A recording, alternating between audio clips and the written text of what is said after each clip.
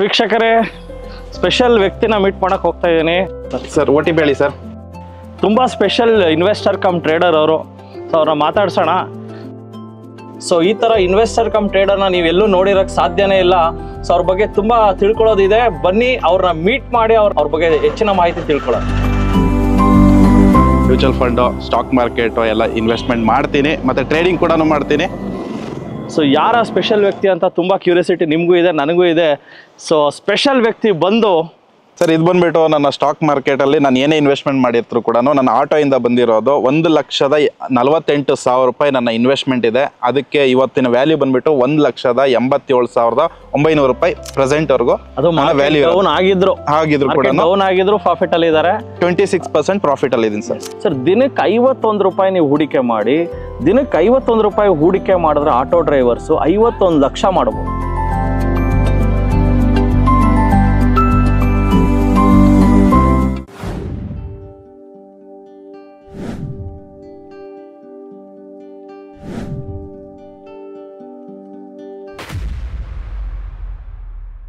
ನಮಸ್ತೆ ವೀಕ್ಷಕರೇ, ಇವತ್ತು ನಾವು ಒಂದು ಸ್ಪೆಷಲ್ ಗೆಸ್ಟ್ನ ಮೀಟ್ ಮಾಡ್ತಾ ಇದ್ದೀವಿ. ಬಾಲಕೃಷ್ಣ ಅಂತ. ಸೊ ಬಾಲಕೃಷ್ಣ ಮೋಹನ್ ಅವ್ರ ಹೆಸರು. ಸೊ ಇವರು ಮೂಲತಃ ಆಟೋ ಡ್ರೈವರ್. ಸೊ ದಿನಕ್ಕೆ ಒಂದು ಮಿನಿಮಮ್ ಬಾಡಿಗೆ 40 ರೂಪಾಯಿ ಬರ್ಬೋದು, ಇಲ್ಲ 100 ರೂಪಾಯಿ ಬರ್ಬೋದು, ಇಲ್ಲ 500 ರೂಪಾಯಿ ದುಡಿಬೋದು.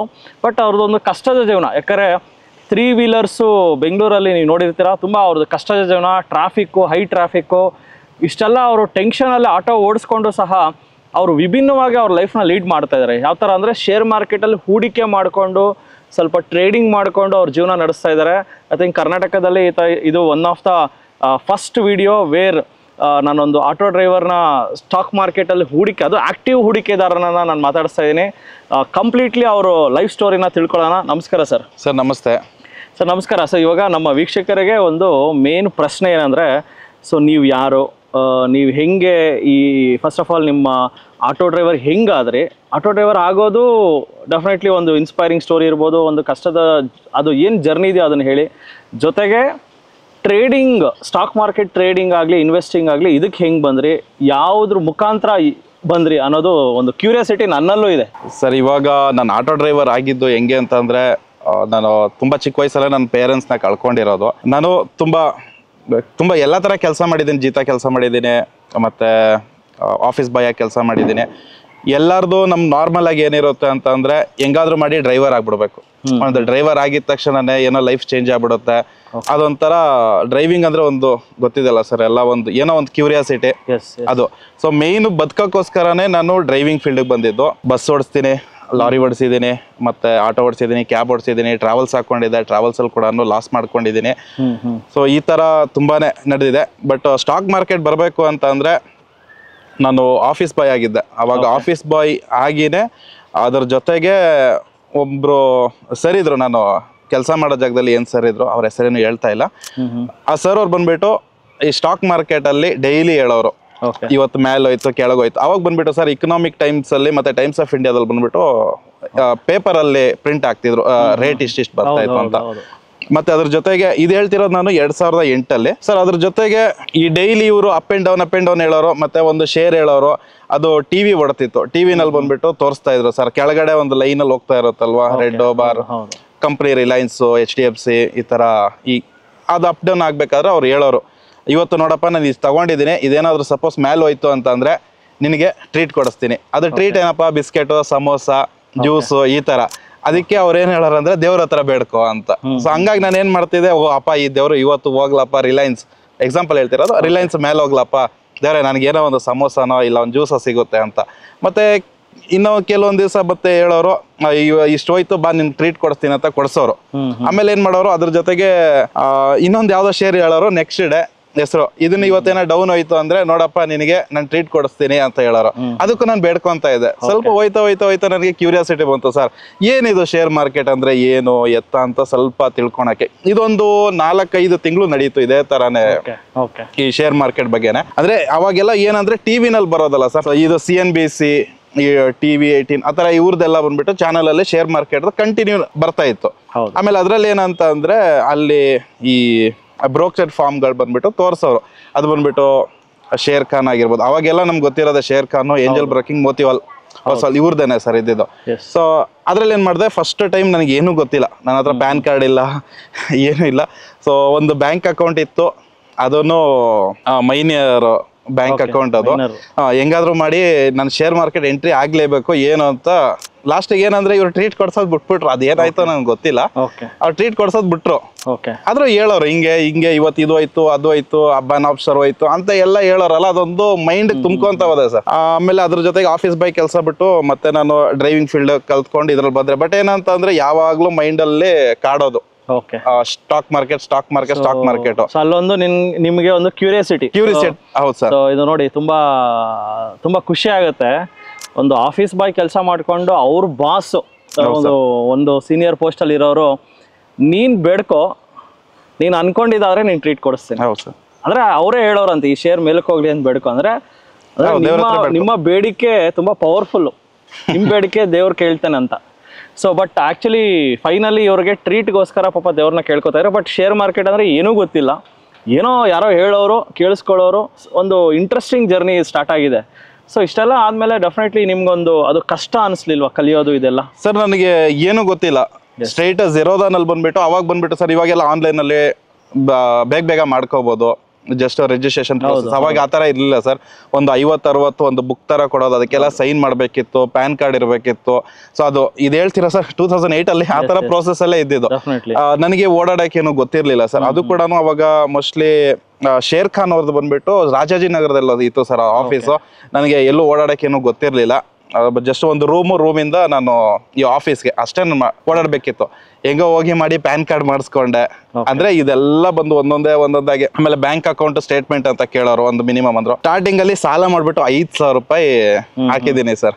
ನನಗೇನು ಗೊತ್ತಿಲ್ಲ, ಸುಮ್ನೆ ಅವ್ರಿಗೆ ಅವಾಗ ಬಂದ್ಬಿಟ್ಟು ನಾವು ಇವತ್ತೆಲ್ಲ ಮೊಬೈಲ್ ಅಲ್ಲಿ ನೋಡ್ಬೋದು ಚಾರ್ಟ್ ಎಲ್ಲ ಸರ್. ಅವಾಗೆಲ್ಲ ಕಂಪ್ಯೂಟರ್ನೇ ಬೇಕಿತ್ತು. ಇಲ್ಲ ಅಂತ ಅಂದ್ರೆ ಅವ್ರಿಗೆ ಫೋನ್ ಮಾಡಿ ಹೇಳ್ಬೇಕು. ಹೌದು, ಡೈಲ್ ಅಂಡ್ ಟ್ರೇಡ್ ಅಂತ ಎಲ್ಲ ಇದ್ದಿದ್ದು ಸರ್ ಅವಾಗ. ಸರ್ ಈ ತರ ಶೇರ್ ತಗೊಳ್ಳಿ ಅಂತ ಹೇಳೋರು. ನಮ್ಗೆ ಈ ಮಾರ್ಜನ್ ಅದ್ರಲ್ಲಿ ಬ್ರೋಕರೇಜ್ ಏನು ಗೊತ್ತಿಲ್ಲ. ಜಸ್ಟ್ ಹಿಂಗ್ ಹೋಯ್ತು, ಯಾವ್ದೋ ಒಂದು ಇದ್ರಲ್ಲಿ ಸ್ಕ್ರೀನ್ ಅಲ್ಲಿ ತೋರಿಸೋದು ಕಾಲ್ ಇಂಡಿಯಾ, ಆ ಟೈಮಲ್ಲಿ ರಿಲಯನ್ಸ್ ಕಮ್ಯುನಿಕೇಶನ್, ಅದು ಸರ್ ಮೇನ್ ಆ ಟೈಮಲ್ಲೆಲ್ಲ ಜಾಸ್ತಿ ಇದ್ದಿದ್ದು ಅದೇ ತರ ಶೇರ್ಗಳು. ಆಮೇಲೆ ಹೋಗ್ತಾ ಸ್ವಲ್ಪ ದಿನ ನೋಡಿದ್ರೆ ಒಂದಿನ ಅವ್ರಿಗೆ ಫೋನ್ ಮಾಡಿ ಕೇಳಿದೆ, ಸರ್ ಈ ತರ ಒಂದು ಶೇರ್ ತಗೊಳ್ಳಿ ಅಂತ. ಅವ್ರು ಹೇಳಿದ್ರು ನಿಮ್ದೆಲ್ಲ ಮಾರ್ಜನ್ ಇಲ್ಲ, ಬಿದ್ದೋಗ್ಬಿಟ್ಟಿದೆ, ಏನು ಇಲ್ಲ ಅಂತ. ಸೊ ಸಾಲ ಮಾಡಿ ಅದ್ ಮಾಡ್ಕೊಂಡೆ. ಮತ್ತೆ ಒಂದು 1 year 2 year ಇದೇ ತರಾನೇ ಇದ್ರ ಹಿಂದೆನೆ ಇದೆ, ಪೇಪರ್ ಅಲ್ಲಿ ನೋಡೋದು, ಪೇಪರ್ ನೋಡಿ ಯಾವ ತರ ಪರ್ಫಾರ್ಮ್ ಮಾಡ್ತಿದೆ ಅಂತ ಅಂದ್ಬಿಟ್ಟು. ಲಾಸ್ಟ್ ಅಲ್ಲಿ ಹೋಯ್ತಾ ಸ್ವಲ್ಪ ಇನ್ವೆಸ್ಟ್ಮೆಂಟ್ ನ ಬಿಟ್ಟೆ ಮಧ್ಯದಲ್ಲಿ. ಬಟ್ ಏನಂದ್ರೆ ಯಾವಾಗ್ಲೂ ಮೈಂಡ್ ಅಲ್ಲಿ ಸ್ಟಾಕ್ ಮಾರ್ಕೆಟ್ ಅನ್ನೋದೇ ಇರೋದು ಸರ್. ಅದೇನೋ ಒಂಥರ ಮೈಂಡ್ ಬಂದ್ಬಿಟ್ಟಿತ್ತು. ಸೊ ಅದಾದ್ಮೇಲೆ 2013-14 ಮತ್ತೆ ಜರ್ನಿ ಸ್ಟಾರ್ಟ್ ಮಾಡಿದೆ. ಆ ಮ್ಯೂಚುವಲ್ ಫಂಡ್ ಹಾಕೋದು, ಅವಾಗೆಲ್ಲ ಬಂದ್ಬಿಟ್ಟು UTI ಇದೇ ಜಾಸ್ತಿ ಕಾಣಿಸೋದು ಸರ್ ಎಲ್ಲ ಕಡೆ ಪೋಸ್ಟರ್ ಅಲ್ಲಿ ಹಾಕೋರು. 10 ರೂಪೀಸ್ ಮಿನಿಮಮ್ 10,000 ರೂಪೀಸ್ ಇನ್ವೆಸ್ಟ್ಮೆಂಟ್ ಅಂತ ಅಂದ್ಬಿಟ್ಟು ಎಲ್ಲ ಇತ್ತು. ಹಂಗ್ ಸ್ಟಾರ್ಟ್ ಮಾಡ್ಕೊಂಡಿದ್ದು ಸರ್. ಸೊ ಫೈನಲಿ ಒಂದು ಕನ್ಕ್ಲೂಷನ್ ಏನಂದ್ರೆ, ಇದು ನಿಮ್ಮ ತಲೆಯಲ್ಲಿ ಕೂತಿತ್ತು, ಮಾಡಬೇಕು, ಹೂಡಿಕೆ ಮಾಡಬೇಕು, ಇದರಲ್ಲಿ ದುಡ್ಡಿದೆ ಅಂತ ಗೊತ್ತಿತ್ತು. ಬಟ್ ಯಾವ ತರ ಮಾಡೋದು ನಿಮ್ಗೆ ತುಂಬಾ ಕನ್ಫ್ಯೂಷನ್. ಫೈನಲಿ ಒಂದು ಅಕೌಂಟ್ ಮಾಡಿಸ್ಕೊಂಡು ಮ್ಯೂಚುವಲ್ ಫಂಡ್ ಅಲ್ಲಿ ಸ್ಟಾರ್ಟ್ ಮಾಡಿದ್ರಿ. ಸರ್ ಇವಾಗ ಐ ಥಿಂಕ್ ನೀವು ಸ್ಟಾಕ್ ಮಾರ್ಕೆಟ್ ಬಂದು ಐ ಥಿಂಕ್ ಒಂದು 14-15 ವರ್ಷ ಆಗಿದೆ. ಬಟ್ ನೀವು ಇನ್ವೆಸ್ಟ್ ಸ್ಟಾರ್ಟ್ ಮಾಡಕ್ಕೆ ಆಗಿದ್ದು ಒಂದು 10 ವರ್ಷ ಆಗಿದೆ. ಸರ್ 10 ವರ್ಷದಲ್ಲಿ ನಿಮ್ಮ ಜರ್ನಿಗಳು ಸೊ ತುಂಬಾ ನೀವು ನೋಡಿರ್ತೀರಾ. ತುಂಬಾ ಜನ ಸ್ಟಾಕ್ ಮಾರ್ಕೆಟ್ ಅಲ್ಲಿ ದುಡ್ಡು ಮಾಡಿರೋರು ನೋಡಿದ್ದೀರಾ, ಕಳ್ಕೊಂಡಿರೋರು ನೋಡಿದ್ದೀರಾ, ಜೊತೆಗೆ ಡಿಫ್ರೆಂಟ್. ಬಟ್ ನಾನು ನಿನ್ಗೆ ಏನ್ ಪ್ರಶ್ನೆ ಕೇಳ್ತೀನಿ ಅಂದ್ರೆ, ನಮ್ಮ ವೀಕ್ಷಕರು ನಾವು ಇವಾಗ 2025 ಇದ್ದೀವಿ. 2025 ನಾವು ಇದೀವಿ ಅಂದ್ರೆ ಡೆಫಿನೆಟ್ಲಿ ನಿಮ್ಮ ನಾಲೆಜ್ ತುಂಬಾ ಎವಾಲ್ವ್ ಆಗಿದೆ. ಇವಾಗ ನಿಮ್ಗೆ ಲೆಟ್ಸೆ ಒಂದು ಸ್ವಲ್ಪ ದುಡ್ಡು ಬಂತು, ತಿಂಗಳಿಗೆ ಒಂದು 20,000 ಬಂತು, 30,000 ಬಂತು, ಅದನ್ನ ಏನ್ ಮಾಡ್ತೀರಾ? ಯಾವ ಸ್ಟ್ರಾಟಜಿ ಯೂಸ್ ಮಾಡ್ತೀರಾ? ಇಲ್ಲ ಮ್ಯೂಚುವಲ್ ಫಂಡ್ ಅಲ್ಲಿ ಹಾಕ್ತೀರಾ? ಇಲ್ಲ ಶೇರ್ಸ್ಗಳಾದ್ರೆ ಯಾವ್ದು ನಿಮ್ಮ ಬೆಸ್ಟ್ ಒಂದು 10 stock at least just for educational purpose ಅದನ್ನ ತಗೊಳ್ಳಿ ಅಂತ ನಾವೇನು ಹೇಳ್ತಾ ಇಲ್ಲ, ಜಸ್ಟ್ ನಿಮ್ಮ ಕ್ಯೂರಿಯಾಸಿಟಿ, ನಮ್ಮ ಕ್ಯೂರಿಯಾಸಿಟಿ ಜೊತೆ ವೀಕ್ಷಕರ ಕ್ಯೂರಿಯಾಸಿಟಿಗೆ. ಸರ್ ಈಗ ನೀವು ಹೇಳಿದ್ರೆ 30,000-40,000 ಬರೋದು. ಆ್ಯಕ್ಚುಲಿ ಹೇಳ್ಬೇಕು ಅಂದರೆ ಇವಾಗ ಸದ್ಯಕ್ಕೆ ನನಗೆ ತುಂಬ ಕಮಿಟ್ಮೆಂಟ್ ಇದೆ. ಕಮಿಟ್ಮೆಂಟ್ ಇರೋದ್ರಿಂದಾಗಿ ನಾನು ಆಟೋದಲ್ಲಿ ಡ್ಯೂಟಿ ಮಾಡೋದು ಸರ್. ನಾನೊಂದು 35,000-40,000ವರೆಗೂ ಅರ್ನಿಂಗ್ ಮಾಡ್ತೀನಿ. ಅದು ಡೈಲಿ ಅಂದರೆ ಒಂದೇ ಥರ ತಿಂಗಳು ಫುಲ್ ಇರುತ್ತೆ ಅಂತ ಹೇಳಲಿಕ್ಕೆ ಆಗೋಲ್ಲ. ಒಂದು ಮಂತು 25,000 ಆಗುತ್ತೆ, ಒಂದು ಮಂತು 30,000 ಆಗುತ್ತೆ, ಒಂದು ಮಂತು 50,000 ಕೂಡ ಆಗ್ಬೋದು. ಬಟ್ ಏನಂದರೆ ನಾನು ರೆಗ್ಯುಲರ್ ಆಗಿ ನಾನು ಇವಾಗ ಇನ್ವೆಸ್ಟ್ಮೆಂಟ್ ಮಾಡಿರೋದು ಯಾವುದ್ರಲ್ಲಿ ಅಂತಂದರೆ ಮ್ಯೂಚುವಲ್ ಫಂಡಲ್ಲಿ ಮಾಡ್ಕೊಂಡು ಹೋಗ್ತಾ ಇದ್ದೀನಿ. ಯಾಕಂದರೆ ಇವಾಗ ಸ್ಟಾಕ್ ಮಾರ್ಕೆಟ್ಗೆ ನಾವು ಟೈಮ್ ಕೊಡಬೇಕಾಗುತ್ತೆ ಸರ್. ಇವಾಗ ಬರೀ ನಾವು ಸ್ಟಾಕ್ ಮಾರ್ಕೆಟೇ ಮಾಡ್ತೀವಿ ಅಂದರೆ ಅದಕ್ಕೋಸ್ಕರನೇ ಟೈಮ್ ಕೊಡಬೇಕು. ಇವಾಗ ನನಗೆ ಆ ತರ ಚಾನ್ಸ್ ಇಲ್ಲ ಸರ್. ಯಾಕಂದ್ರೆ ನನಗೆ ಮನೆ ಮೇಂಟೆನೆನ್ಸ್ ಮಾಡಬೇಕು, ಅದಕ್ಕೊಂದು ಇನ್ಕಮ್ ಬೇಕೇ ಬೇಕು. ಸೊ ಅದಕ್ಕೋಸ್ಕರ ಏನ್ ಮಾಡ್ತೀನಿ, ನನ್ನ ಆಟೋದಲ್ಲಿ ಬರುವಂತ ಒಂದು SIP ಮಾಡ್ಬಿಟ್ಟಿದ್ದೀನಿ. ಸಿಪ್ ಮಾಡ್ಕೊಂಡು ಪ್ರತಿ ತಿಂಗಳಿಗೆ ಒಂದು ಟೋಟಲ್ ಆಗಿ ಒಂದು 7,000 ವರೆಗೂ ನಂದು ಇದ್ರಾಗ ಹೋಗುತ್ತೆ, ಮ್ಯೂಚುವಲ್ ಫಂಡ್ ಹೋಗುತ್ತೆ. ಮಿಕ್ಕಿದ್ದು ಒಂದು ಶೇರ್ ಬೀಸ್ ಅಂತ ಅನ್ಬಿಟ್ಟೆಲ್ಲ ತಗೊಂತಾ ಇರ್ತೀನಿ, ಅದು ಸಪ್ರೇಟ್ ಇದೆ. ಮತ್ತೆ ಇನ್ನು ಎಕ್ಸ್ಟ್ರಾ ಏನಾದ್ರು ಸಪೋಸ್ ಈ ದುಡ್ಡನ್ನ ವಿಡ್ರಾ ಮಾಡೋ ಅಂತ ಅವಶ್ಯಕತೆ ಬೇಡ ಅಂತ ಅಂದ್ಬಿಟ್ಟು ಏನ್ ಮಾಡಿದ್ದೀನಿ, ಒಂದ್ 2,000 ರೂಪಾಯಿ 3,000 ರೂಪಾಯಿ ಅಷ್ಟು ನಾನು ಸಪ್ರೇಟ್ ಆಗಿ RD ಮಾಡ್ಕೊಂಡಿದ್ದೀನಿ. ಸೊ ಏನಾದ್ರು ಎಮರ್ಜೆನ್ಸಿ ಇದ್ದಾಗ ಈ RD ಅಮೌಂಟ್ ನ ಎತ್ಕೊಂತೀನಿ, ಈ ಮ್ಯೂಚುವಲ್ ಫಂಡ್ಗೆ ಕೈ ಹಾಕುವಂತ ಅವಶ್ಯಕತೆ ಬರೋದಿಲ್ಲ. ಸೊ ಈ ತರ ಒಂದು ಇದ್ರಲ್ಲಿ ಮಾಡ್ಕೊಂಡು ಹೋಗ್ತಾ ಇದ್ದೀನಿ. ಬಟ್ ಏನಂತಂದ್ರೆ ನಾನು ಇಂಟ್ರಾಡೇ ಯಾವ್ದೋ ತರ ಟ್ರೇಡಿಂಗ್ ಮಾಡೋದಿಲ್ಲ ಸರ್. ನಾನು ಬಂದ್ಬಿಟ್ಟು ಸ್ವಿಂಗ್ ಟ್ರೇಡಿಂಗ್ ಮಾಡ್ತೀನಿ. ಸ್ವಿಂಗ್ ಟ್ರೇಡಿಂಗ್ ಬಂದ್ಬಿಟ್ಟು ಅದಕ್ಕೆ ನನ್ನ ನಾಲೆಜ್ ಇದೆ. ಸ್ವಿಂಗ್ ಟ್ರೇಡಿಂಗ್ ಅಲ್ಲಿ ಡೆಫಿನೆಟ್ಲಿ ಸರ್, ಈ ಒಂದು 10 years ಜರ್ನಿಯಲ್ಲಿ ಯಾವ್ದಾರೋ ಒಂದು ಟ್ರೇಡ್ ಒಳ್ಳೆ ಪ್ರಾಫಿಟ್ ಕೊಟ್ಟಿರೋದು, ಇಲ್ಲ ಯಾವುದೋ ಒಂದು ಟ್ರೇಡಲ್ಲಿ ಲಾಸ್ ಆಗಿರೋದು ಏನಾದ್ರು ಒಂದು ಸನ್ನಿವೇಶ? ಸರ್ ನನಗೆ ಮೇಯ್ನ್ ಆಗಿ ಲಾಸ್ ಆಗಿರೋದು ಆಪ್ಷನ್ ಅಲ್ಲಿ ಸರ್. ಯಾಕಂದ್ರೆ ಆಪ್ಷನ್ ರೈಟಿಂಗ್ ಮಾಡಿದ್ರೆ ನಮಗೆ ಪ್ರಾಫಿಟ್ ಆಗುತ್ತೆ. ಬಟ್ ಆಪ್ಷನ್ ರೈಟಿಂಗ್ ಮಾಡಬೇಕು ಅಂತಂದ್ರೆ ಅಷ್ಟೇ ಬಂಡವಾಳ ಕೂಡ ಬೇಕು, ಅದು ಚಾನ್ಸ್ ಇಲ್ಲ. ನಮ್ಮಂತರಿಗೆಲ್ಲ ಏನಾಗುತ್ತೆ, ಇವಾಗ ಆಸೆ ಜಾಸ್ತಿ ಇರುತ್ತೆ, ಎಲ್ಲ ನೋಡ್ಬಿಟ್ಟಿರ್ತೀವಿ ಇಷ್ಟೆಲ್ಲ ಆಗ್ತಿದೆ ಅಲ್ವಾ, ಹೆಂಗೋ ಇವಾಗ ಒಂದ್ 10,000 ರೂಪಾಯಿ ಹಾಕಿದ್ರು, 20,000 30,000 ಪ್ರಾಫಿಟ್ ತೋರಿಸಿದ್ರು, ನಾನು ಮಾಡ್ತೀನಿ ಅಂತಂದ್ರೆ ತುಂಬಾ ಪ್ರಾಬ್ಲಮ್ ಇದೆ. ಅಂದ್ರೆ ಆ ಪ್ರಾಫಿಟ್ ಮಾಡೋದು ಕಷ್ಟ ಇದೆ ಸರ್. ಇನ್ನೊಂದೇನಂತ ಅಂದ್ರೆ ಇವಾಗ ಆಪ್ಷನ್ ಟ್ರೇಡಿಂಗ್ ಹೋಯ್ತೀವಿ ಅಂದ್ರೆ ಅದ್ರಲ್ಲಿ ಥೀಟಾ, ಟೈಮ್ ಡಿಕೆ, ಡೆಲ್ಟಾ ಇವೆಲ್ಲ ಬಂದ್ಬಿಟ್ಟು ಅದರಲ್ಲಿ ವರ್ಕ್ ಆಗುತ್ತೆ. ಸೊ ಅದು ಜಸ್ಟ್ ಬಂದ್ಬಿಟ್ಟು ಆಪ್ಷನ್ ಬಂದು ಜಸ್ಟ್ ಒಂದು ಇದಕ್ಕೋಸ್ಕರ ಮಾತ್ರ ಇರೋದು, ನಮ್ಮ ಅಂದ್ರೆ ಹೆಡ್ಜ್ ಮಾಡ್ಲಿಕ್ಕೋಸ್ಕರ ಸರ್ ಅಲ್ವಾ. ಸೊ ತುಂಬಾ ಜನ ಒಂದಕ್ಕೇನೆ ಡಿಪೆಂಡ್ ಆಗ್ಬಿಟ್ಟಿರ್ತಾರೆ. ಸೊ ಸ್ವಲ್ಪ ಅಲ್ಲಿ ಲಾಸ್ ಆಗಕ್ಕೆ ಇದೆ ಸೇಮ್ ಮೇನ್ ರೀಸನ್ ಸರ್. ಏನಂದ್ರೆ ಆಸೆ ಜಾಸ್ತಿ ಇಟ್ಕೊಂತೀವಿ. ನಾ ಇನ್ನೂ ಹೇಳ್ಬೇಕು ಅಂದ್ರೆ, ನಾನು ಈ ಕೊರೋನಾ ಟೈಮಲ್ಲೆಲ್ಲ ತುಂಬಾ ಪ್ರಾಬ್ಲಮ್ ಆಗಿತ್ತು. ಆ ಟೈಮಲ್ಲಿ ನಾನು ಮ್ಯೂಚುವಲ್ ಫಂಡ್ ಅಲ್ಲಿ ಹೂಡಿಕೆ ಇತ್ತು ನಂದು. ಸೊ ಆಲ್ಮೋಸ್ಟ್ 50% ವರ್ಗೂ ಡೌನ್ ಬಂದಿತ್ತು ಸರ್ ನಂದು ಮ್ಯೂಚುವಲ್ ಫಂಡ್. 2021 ಅಲ್ಲಿ ಬಂದು ಸರ್. ಈಗ ಸ್ವಲ್ಪ ನಂದು ಇದ್ದಿದ್ದಂಗೆ ಈ ಮಾರ್ಕೆಟ್ ರಿಕವರ್ ಆಗ ಸ್ಟಾರ್ಟ್ ಆದಾಗ ನಂದು ಸಡನ್ ಆಗಿ ನನ್ನ ಈ ಮ್ಯೂಚುವಲ್ ಫಂಡ್ ಕೂಡ ಜಾಸ್ತಿ ಆಗ್ತಾ ಬಂತು. ಸೊ ನಾನು ಆಲ್ಮೋಸ್ಟ್ ಒಂದು 60,000 70,000 ಅಷ್ಟು ಕಟ್ಟಿದೆ ಸರ್ ಇದರಲ್ಲಿ ಮ್ಯೂಚುವಲ್ ಫಂಡ್ ಅಲ್ಲಿ. ಅದೇನಾಯ್ತು, ಈ ಕೊರೋನಾ ಟೈಮಲ್ಲಿ ಫುಲ್ಲು ಒಂದು ಸಡನ್ ಆಗಿ ಕೆಳಗೆ ಬಂದ್ಬಿಟ್ಟಿತ್ತು. ಆ ಟೈಮಲ್ಲಿ ತುಂಬಾ ಲಾಸ್ ಮಾಡ್ಕೊಂಡಿದ್ದೀನಿ ಸರ್. ಯಾಕಂದ್ರೆ ಇದ್ದಿದ್ದಂಗೆನೆ ಪ್ಯಾನಿಕ್ ಸಿಚುವೇಶನ್ ಆಗೋಯ್ತು. ಓಪನ್ ಆಯ್ತಿದ್ದಂಗೆನೆ ಲೋವರ್ ಸರ್ಕಿಟ್ ಹೊಡಿತಾ ಹೋಗ್ತು. ಒಂದೊಂದ್ ಸತಿ 10% 20% ವರ್ಗು ಕೆಳಗಡೆ ಹಂಗೆ ಬರ್ತಿತ್ತು ಸರ್ ಶೇರ್ಗಳು. ಮ್ಯೂಚುವಲ್ ಫಂಡ್ಸ್ ಎಲ್ಲ ಮಾರ್ಬಿಟ್ರ? ಇಲ್ಲ ಸರ್, ಮಾರಿಲ್ಲ ನಾನು, ಹಂಗೆ ಇತ್ತು. ಬಟ್ ಏನಂತ ಅಂದ್ರೆ ನಾನು ಅದನ್ನ ಪಾಸ್ ಮಾಡಿದೆ ಸರ್, ಇನ್ವೆಸ್ಟ್ಮೆಂಟ್ ನ ಪಾಸ್ ಮಾಡಿದೆ. ಯಾಕಂದ್ರೆ ಅರ್ನಿಂಗ್ಸ್ ಇಲ್ಲ ಎಲ್ಲೂ, ಅದ್ ನಾವು ಕಟ್ಲಿಕ್ಕೆ ಆಗಲ್ಲ. ಸೊ ಪಾಸ್ ಮಾಡಿ ಇಟ್ಕೊಂಡಿದ್ದೆ. ಯಾವಾಗ ಇದು ಸ್ವಲ್ಪ 2021 ಬರ್ತಿದ್ದಂಗೆನೆ ಏನಾಯ್ತು, ಮಾರ್ಕೆಟ್ ರಿಕವರಿ ಆಗಕ್ಕಾಯ್ತು. ಸೊ ತುಂಬಾ ಪ್ರಾಬ್ಲಮ್ ಅಲ್ಲಿ ಸಿಗಾಕೊಂಡಿದೆ. ಸೊ ಹೆಂಗಾದ್ರೂ ಮಾಡಿ ನಾನು ಒಂದು ಆಟೋ ತಗೋಬೇಕು. ಯಾಕಂದ್ರೆ ನಮ್ಗೆ ಮೇನ್ ಬಂದ್ಬಿಟ್ಟು ಅದ್ರಲ್ಲೇ ಗೊತ್ತಿರೋದು. ಅದಕ್ಕಿಂತ ಮುಂಚೆ ನನ್ನ ಹತ್ರ ಕ್ಯಾಬ್ ಎಲ್ಲ ಇತ್ತು, ಅದೆಲ್ಲ ನಾನು ಕಳ್ಕೊಬಿಟ್ಟಿದ್ದೆ. ನಿಮ್ಗೆಲ್ಲ ಗೊತ್ತಿದೆ ಅಲ್ಲ ಸರ್, ಲೋನ್ಗೋಸ್ಕರ ಎಲ್ಲ ತುಂಬಾ ಜನ ರಿಕವರಿ ಮಾಡೋರೆಲ್ಲ ತುಂಬಾ ಪ್ರಾಬ್ಲಮ್ ಮಾಡಿದ್ರು. ಅವರೆಲ್ಲ ಗಾಡಿನ ಹಂಗಂಗೆ ಸೀಸ್ ಮಾಡ್ಕೊಂಡು ಹೋದ್ರು.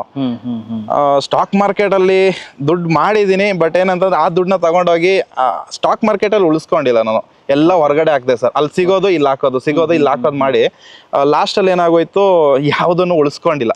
ಆ ಟೈಮಲ್ಲಿ ಲಾಸ್ಟ್ ಅಲ್ಲಿ ನನಗೆ ಈ ಸ್ವಿಗ್ಗಿ ಝೊಮ್ಯಾಟೊ ಹಿಂಗೆ ಬೈಕ್ ಇತ್ತು ನನ್ನ ಹತ್ರ. ಬೈಕ್ ಇಂದ ನಾನು ಸ್ವಿಗ್ಗಿ ಝೊಮ್ಯಾಟೊ ಹಂಗೆ ಮಾಡ್ಕೊಂಡೆ.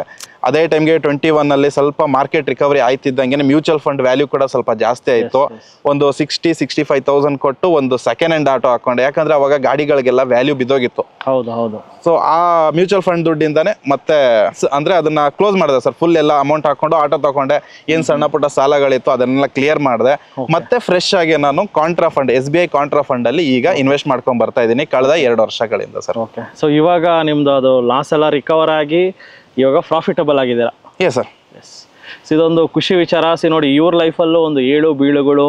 ಸೊ ಒಂದು ಕಾಮನ್ ಮ್ಯಾನ್ ಪ್ರತಿಯೊಬ್ಬರಿಗೂ ಲೈಫಲ್ಲಿ ಕಷ್ಟಗಳು ಬರುತ್ತೆ, ಬಟ್ ಅದನ್ನು ಎದುರು ನಿಂತಿದ್ದಾರೆ. ಸೊ ಇವತ್ತು ಸಹ ಅವರು ಶೇರ್ ಮಾರ್ಕೆಟಲ್ಲಿ ಮ್ಯೂಚುವಲ್ ಫಂಡ್ಸ್ ಮುಖಾಂತರ ಇನ್ವೆಸ್ಟ್ ಮಾಡ್ತಾ ಇದ್ದಾರೆ. ಆ್ಯಂಡ್ ಅವ್ರು ಹೇಳ್ದಂಗೆ ಆಪ್ಷನ್ಸ್ ಟ್ರೇಡಿಂಗ್ನ ಯಾರೂ ಮಾಡೋಕ್ಕೆ ಹೋಗಬೇಡಿ.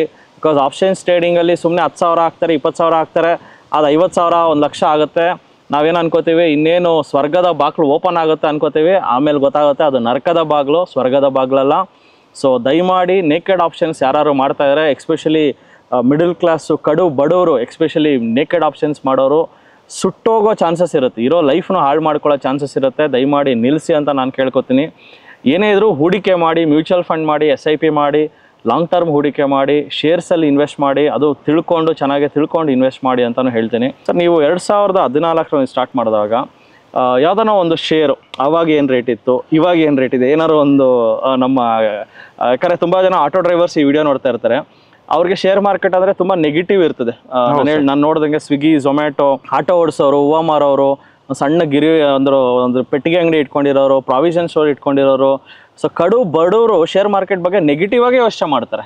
ಸೊ ಅವ್ರಿಗೆ ಏನು ಹೇಳಕ್ಕೆ ಇಷ್ಟಪಡ್ತೀರಾ ಸರ್? ಸರ್, ಇವಾಗ ನೀವು ಕೇಳಿದ್ರೆ ಪ್ರೈಸ್ ಎಷ್ಟಿತ್ತು ಅಂತ, ಸೊ ಕರೆಕ್ಟಾಗಿ ಅದು ನನಗೆ ನೆನಪಿಲ್ಲ. ಏನಾಯ್ತು ಅಂದ್ರೆ ನಾನು ಬೈ ಮಾಡೋದು ಸೇಲ್ ಮಾಡೋದು, ಬೈ ಮಾಡೋದು ಸೇಲ್ ಮಾಡೋದು, ಸ್ವಲ್ಪ ಪ್ರಾಫಿಟ್ ಬಂದ್ಬಿಡ್ತು ಅಂತಂದ್ರೆ ಸೇಲ್ ಮಾಡೋದು ಆ ಥರ ಮಾಡ್ಬಿಡ್ತಿದೆ ಸರ್. ಇವಾಗ 100 rupees ಸ್ಟಾಕ್ ಇದೆ, ಅದಕ್ಕೆ ಏನೋ ಒಂದು 8 ರೂಪಾಯಿ 10 ರೂಪಾಯಿ ಬರ್ತಿದ್ದಂಗೆನೆ ನಮ್ಗೊಂದು ಸರ್, ನೀವು ಯೋಚನೆ ಮಾಡಿ, ನಮ್ಮ ಇದಕ್ಕೆ ನಮ್ಮ ಫೀಲ್ಡಲ್ಲಿ ಇರೋರಿಗೆ ನೀವು ಹೇಳ್ದಂಗೆ ಹೂ ಮಾರೋರಾಗ್ಲಿ, ಆಟೋ ಡ್ರೈವರ್ ಆಗಲಿ, ಸ್ವಿಗ್ಗಿ ಝೊಮ್ಯಾಟೊ ಮಾಡೋರಾಗ್ಲಿ, ಯಾರೇ ಒಂದು ಕನ್ಸ್ಟ್ರಕ್ಷನ್ ವರ್ಕ್ ಮಾಡೋರು, ನಮ್ಗೊಂದು 500 ರೂಪಾಯಿ ಕಾಣಿಸಿದ್ರೆ ಸರ್ ಅದು ದೊಡ್ಡ ಅಮೌಂಟ್ ಸರ್ ಅದು.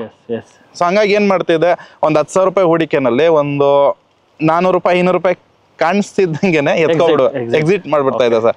ಮತ್ತೆ ಅದು ಮೇಲಕ್ಕೆ ಹೋಗೋದಲ್ಲ, ಮತ್ತೆ ಅದು 120 130 ಆದಾಗ ಮತ್ತೆ ಅದನ್ನ ಹಾಕ್ತಿದ್ವಿ, ಅಲ್ಲಿಂದ ಮತ್ತೆ 10 ರೂಪಾಯಿ ಎಕ್ಸ್ಟ್ರಾ ಆಯ್ತಿದ್ದಂಗೆನೆ. ಅದೇ ತರನೇ ಶೇರ್ ಮಾರ್ಕೆಟ್ ಅಲ್ಲಿ ತುಂಬಾ ಒಳ್ಳೊಳ್ಳೆ ಕಂಪನಿಗಳಿದಾವೆ, ಅವೆಲ್ಲ ಚೆನ್ನಾಗೇನೆ ಪರ್ಫಾರ್ಮ್ ಮಾಡ್ಕೊಂಡ್ ಬಂದಿದೆ. ಬಟ್ ಏನಂತ ಅಂದ್ರೆ ನಾವು ಇನ್ವೆಸ್ಟೆಡ್ ಆಗಿರ್ಲಿಲ್ಲ ಸರ್. ಓಕೆ, ಸೊ ನಾನು ಹೇಳ್ತಿರೋದು ಆ ಒಂದು ವರ್ಗಕ್ಕೆ ನೀವೇನು ಹೇಳಕ್ ಇಷ್ಟಪಡ್ತೀರಾ? ಯಾಕಂದ್ರೆ ತುಂಬಾ ಜನ ಬರ್ಬೇಕಾ, ಇವಾಗ ಒಬ್ರು ಆಟೋ ಡ್ರೈವರು, ಇವಾಗ ನೀವು ಇನ್ವೆಸ್ಟ್ ಮಾಡ್ತಿದ್ದೀರಾ, ನಿಮ್ಗೆ ನಾಲೆಜ್ ಇದೆ, ನೀವು ಬಂದಿದ್ದೀರಾ, ಬಟ್ ಇವಾಗ ಯಾರಿಗೂ ಏನು ನಾಲೆಜ್ ಇರಲ್ಲ, ಅವರು ಸಹ ಇಲ್ಲಿ ಬಂದು ಏನಾದ್ರು ಮಾಡ್ಬೋದಾ ಕಲ್ತ್ಕೊಂಡು? ಸರ್ ಮಾಡ್ಬೋದು. ಎಕ್ಸಾಂಪಲ್ ನಾನೇ ಇದ್ದೀನಿ. ಯಾಕಂತ ಅಂದ್ರೆ ನಾನು ಮ್ಯೂಚುವಲ್ ಫಂಡ್ ಕಡೆಗೆ ಜಾಸ್ತಿ ಇನ್ವೆಸ್ಟ್ಮೆಂಟ್ ಮಾಡ್ತಿರೋದು, ಮತ್ತೆ ಸ್ವಿಂಗ್ ಟ್ರೇಡಿಂಗ್ ಮಾಡ್ತೀನಿ, ಮಾಡಲ್ಲ ಅಂತ ಹೇಳೋದ. ಏನಂತ ಅಂದ್ರೆ ಸ್ವಿಂಗ್ ಟ್ರೇಡಿಂಗ್ ಅಲ್ಲಿ ನಿಮ್ಗೆ ಗೊತ್ತಿರುತ್ತೆ, BTST ಅಂದ್ರೆ ಇವತ್ತು ಬೈ ಮಾಡಿಬಿಟ್ಟು ನಾಳೆ ಸೆಲ್ ಮಾಡೋದು, ಇಲ್ಲ 1 ವೀಕ್ ಸೆಲ್ ಮಾಡೋದು, ಇಲ್ಲ 1 ವಾರ ಸೇಲ್ ಮಾಡೋದು, ಆ ಥರ ಇರುತ್ತೆ. ರೆಗ್ಯುಲರ್ ಆಗಿ ನಾನು ಇಂಟ್ರಾಡೇ ಏನು ಮಾಡ್ತಾ ಇಲ್ಲ. ಇಂಟ್ರಾಡೇ ಮಾಡ್ತೀನಿ ಅಂದ್ರೆ ಒಂದು ಫನ್ ಪರ್ಪಸ್ ಆಗಿ ಮಾಡ್ತೀನಿ, ಜಸ್ಟ್ ಒಂದು ಏನ್ ನಡೀತಾ ಇದೆ ಒಂದು ಮಾರ್ಕೆಟ್ ತಿಳ್ಕೊಳಕ್ಕೆ ಸರ್. ಅದ್ರಲ್ಲಿ ಬರ್ಬಿಟ್ಟು ನಾನು ಮ್ಯಾಕ್ಸಿಮಮ್ ಲಾಸ್ ಅಂತಂದ್ರೆ 50 to 100 rupees ಪರ್ ಡೇ ಇರುತ್ತೆ ಸರ್. ಅದಕ್ಕಿಂತ ಜಾಸ್ತಿ ಯಾವುದೇ ತರ ನಾನು ರಿಸ್ಕ್ ಮಾಡೋದಿಲ್ಲ. ಮತ್ತೆ ನಾನು ತುಂಬಾ ಜನ ಏನ್ ಮಾಡ್ಕೊಂತಾರೆ ಅಂತಂದ್ರೆ 10,000 ತರೋದು, 1 ಲಕ್ಷದವರೆಗೂ ಮಾರ್ಜಿನ್ ಟ್ರೇಡ್ ಮಾಡೋದು, ಅದೆಲ್ಲ ಸ್ವಲ್ಪ ಪ್ರಾಬ್ಲಮ್ಮು. ಮೇನ್ ಏನಪ್ಪ ಅಂತಂದ್ರೆ ಸ್ಟಾಪ್ ಲಾಸ್ ಎಲ್ಲಿದೆ, ನಾವು ಎಂಟ್ರಿ ಎಲ್ಲ ಆಗಬೇಕು, ಎಕ್ಸಿಟ್ ಎಲ್ಲ ಆಗಬೇಕು ಅನ್ನೋದು ಮೇನ್ ತಿಳ್ಕೊಬೇಕಾಗುತ್ತೆ ಸರ್. ಅದು ನೀವು ಯಾವುದೇ ಮಾಡಿ, ಇವಾಗ ಲಾಂಗ್ ಟರ್ಮಲ್ಲಿ ಕೂಡ ಅಷ್ಟೇ. ಓಕೆ, ಲಾಂಗ್ ಟರ್ಮ್ ನಾವು ಇನ್ವೆಸ್ಟ್ಮೆಂಟ್ ಮಾಡ್ತೀವಿ ಅಂದರೂ ಅದರಲ್ಲೂ ಕೂಡ, ನೀವು ಸ್ವಿಂಗ್ ಟ್ರೇಡಿಂಗ್ ಮಾಡಿದ್ರು ಕೂಡ, ಇಂಟ್ರಾಡೇ ಮಾಡಿದ್ರು ಕೂಡ, ಇಂಟ್ರಾಡೇನಲ್ಲಿ ಮೇಯ್ನ್ ಆಗಿ ನಾನು ಹೇಳೋದೇನಂತಂದ್ರೆ ಅವಾಯ್ಡ್ ಮಾಡೋದೇ ಬೆಸ್ಟ್ ಇರುತ್ತೆ. ಯಾಕಂತಂದ್ರೆ ನಾವು ಆಟೋ ಡ್ರೈವರ್ ಆಗಿರ್ತೀವಿ, ನಾವು ಈ ಕಡೆ ಕೆಲಸ ಕೊಡ್ಬೇಕು, ಈ ಕೆಲಸದ ಮೇಲೆ ನಮಗೆ ಹಿಂಗ್ ನೋಡ್ಕೊಂಡು ಹಿಂಗ್ ಆಟೋ ಓಡಿಸಕ್ ಹಂಗ್ ಮಾಡಕ್ ಆಗೋದಿಲ್ಲ. ಅದೊಂದು.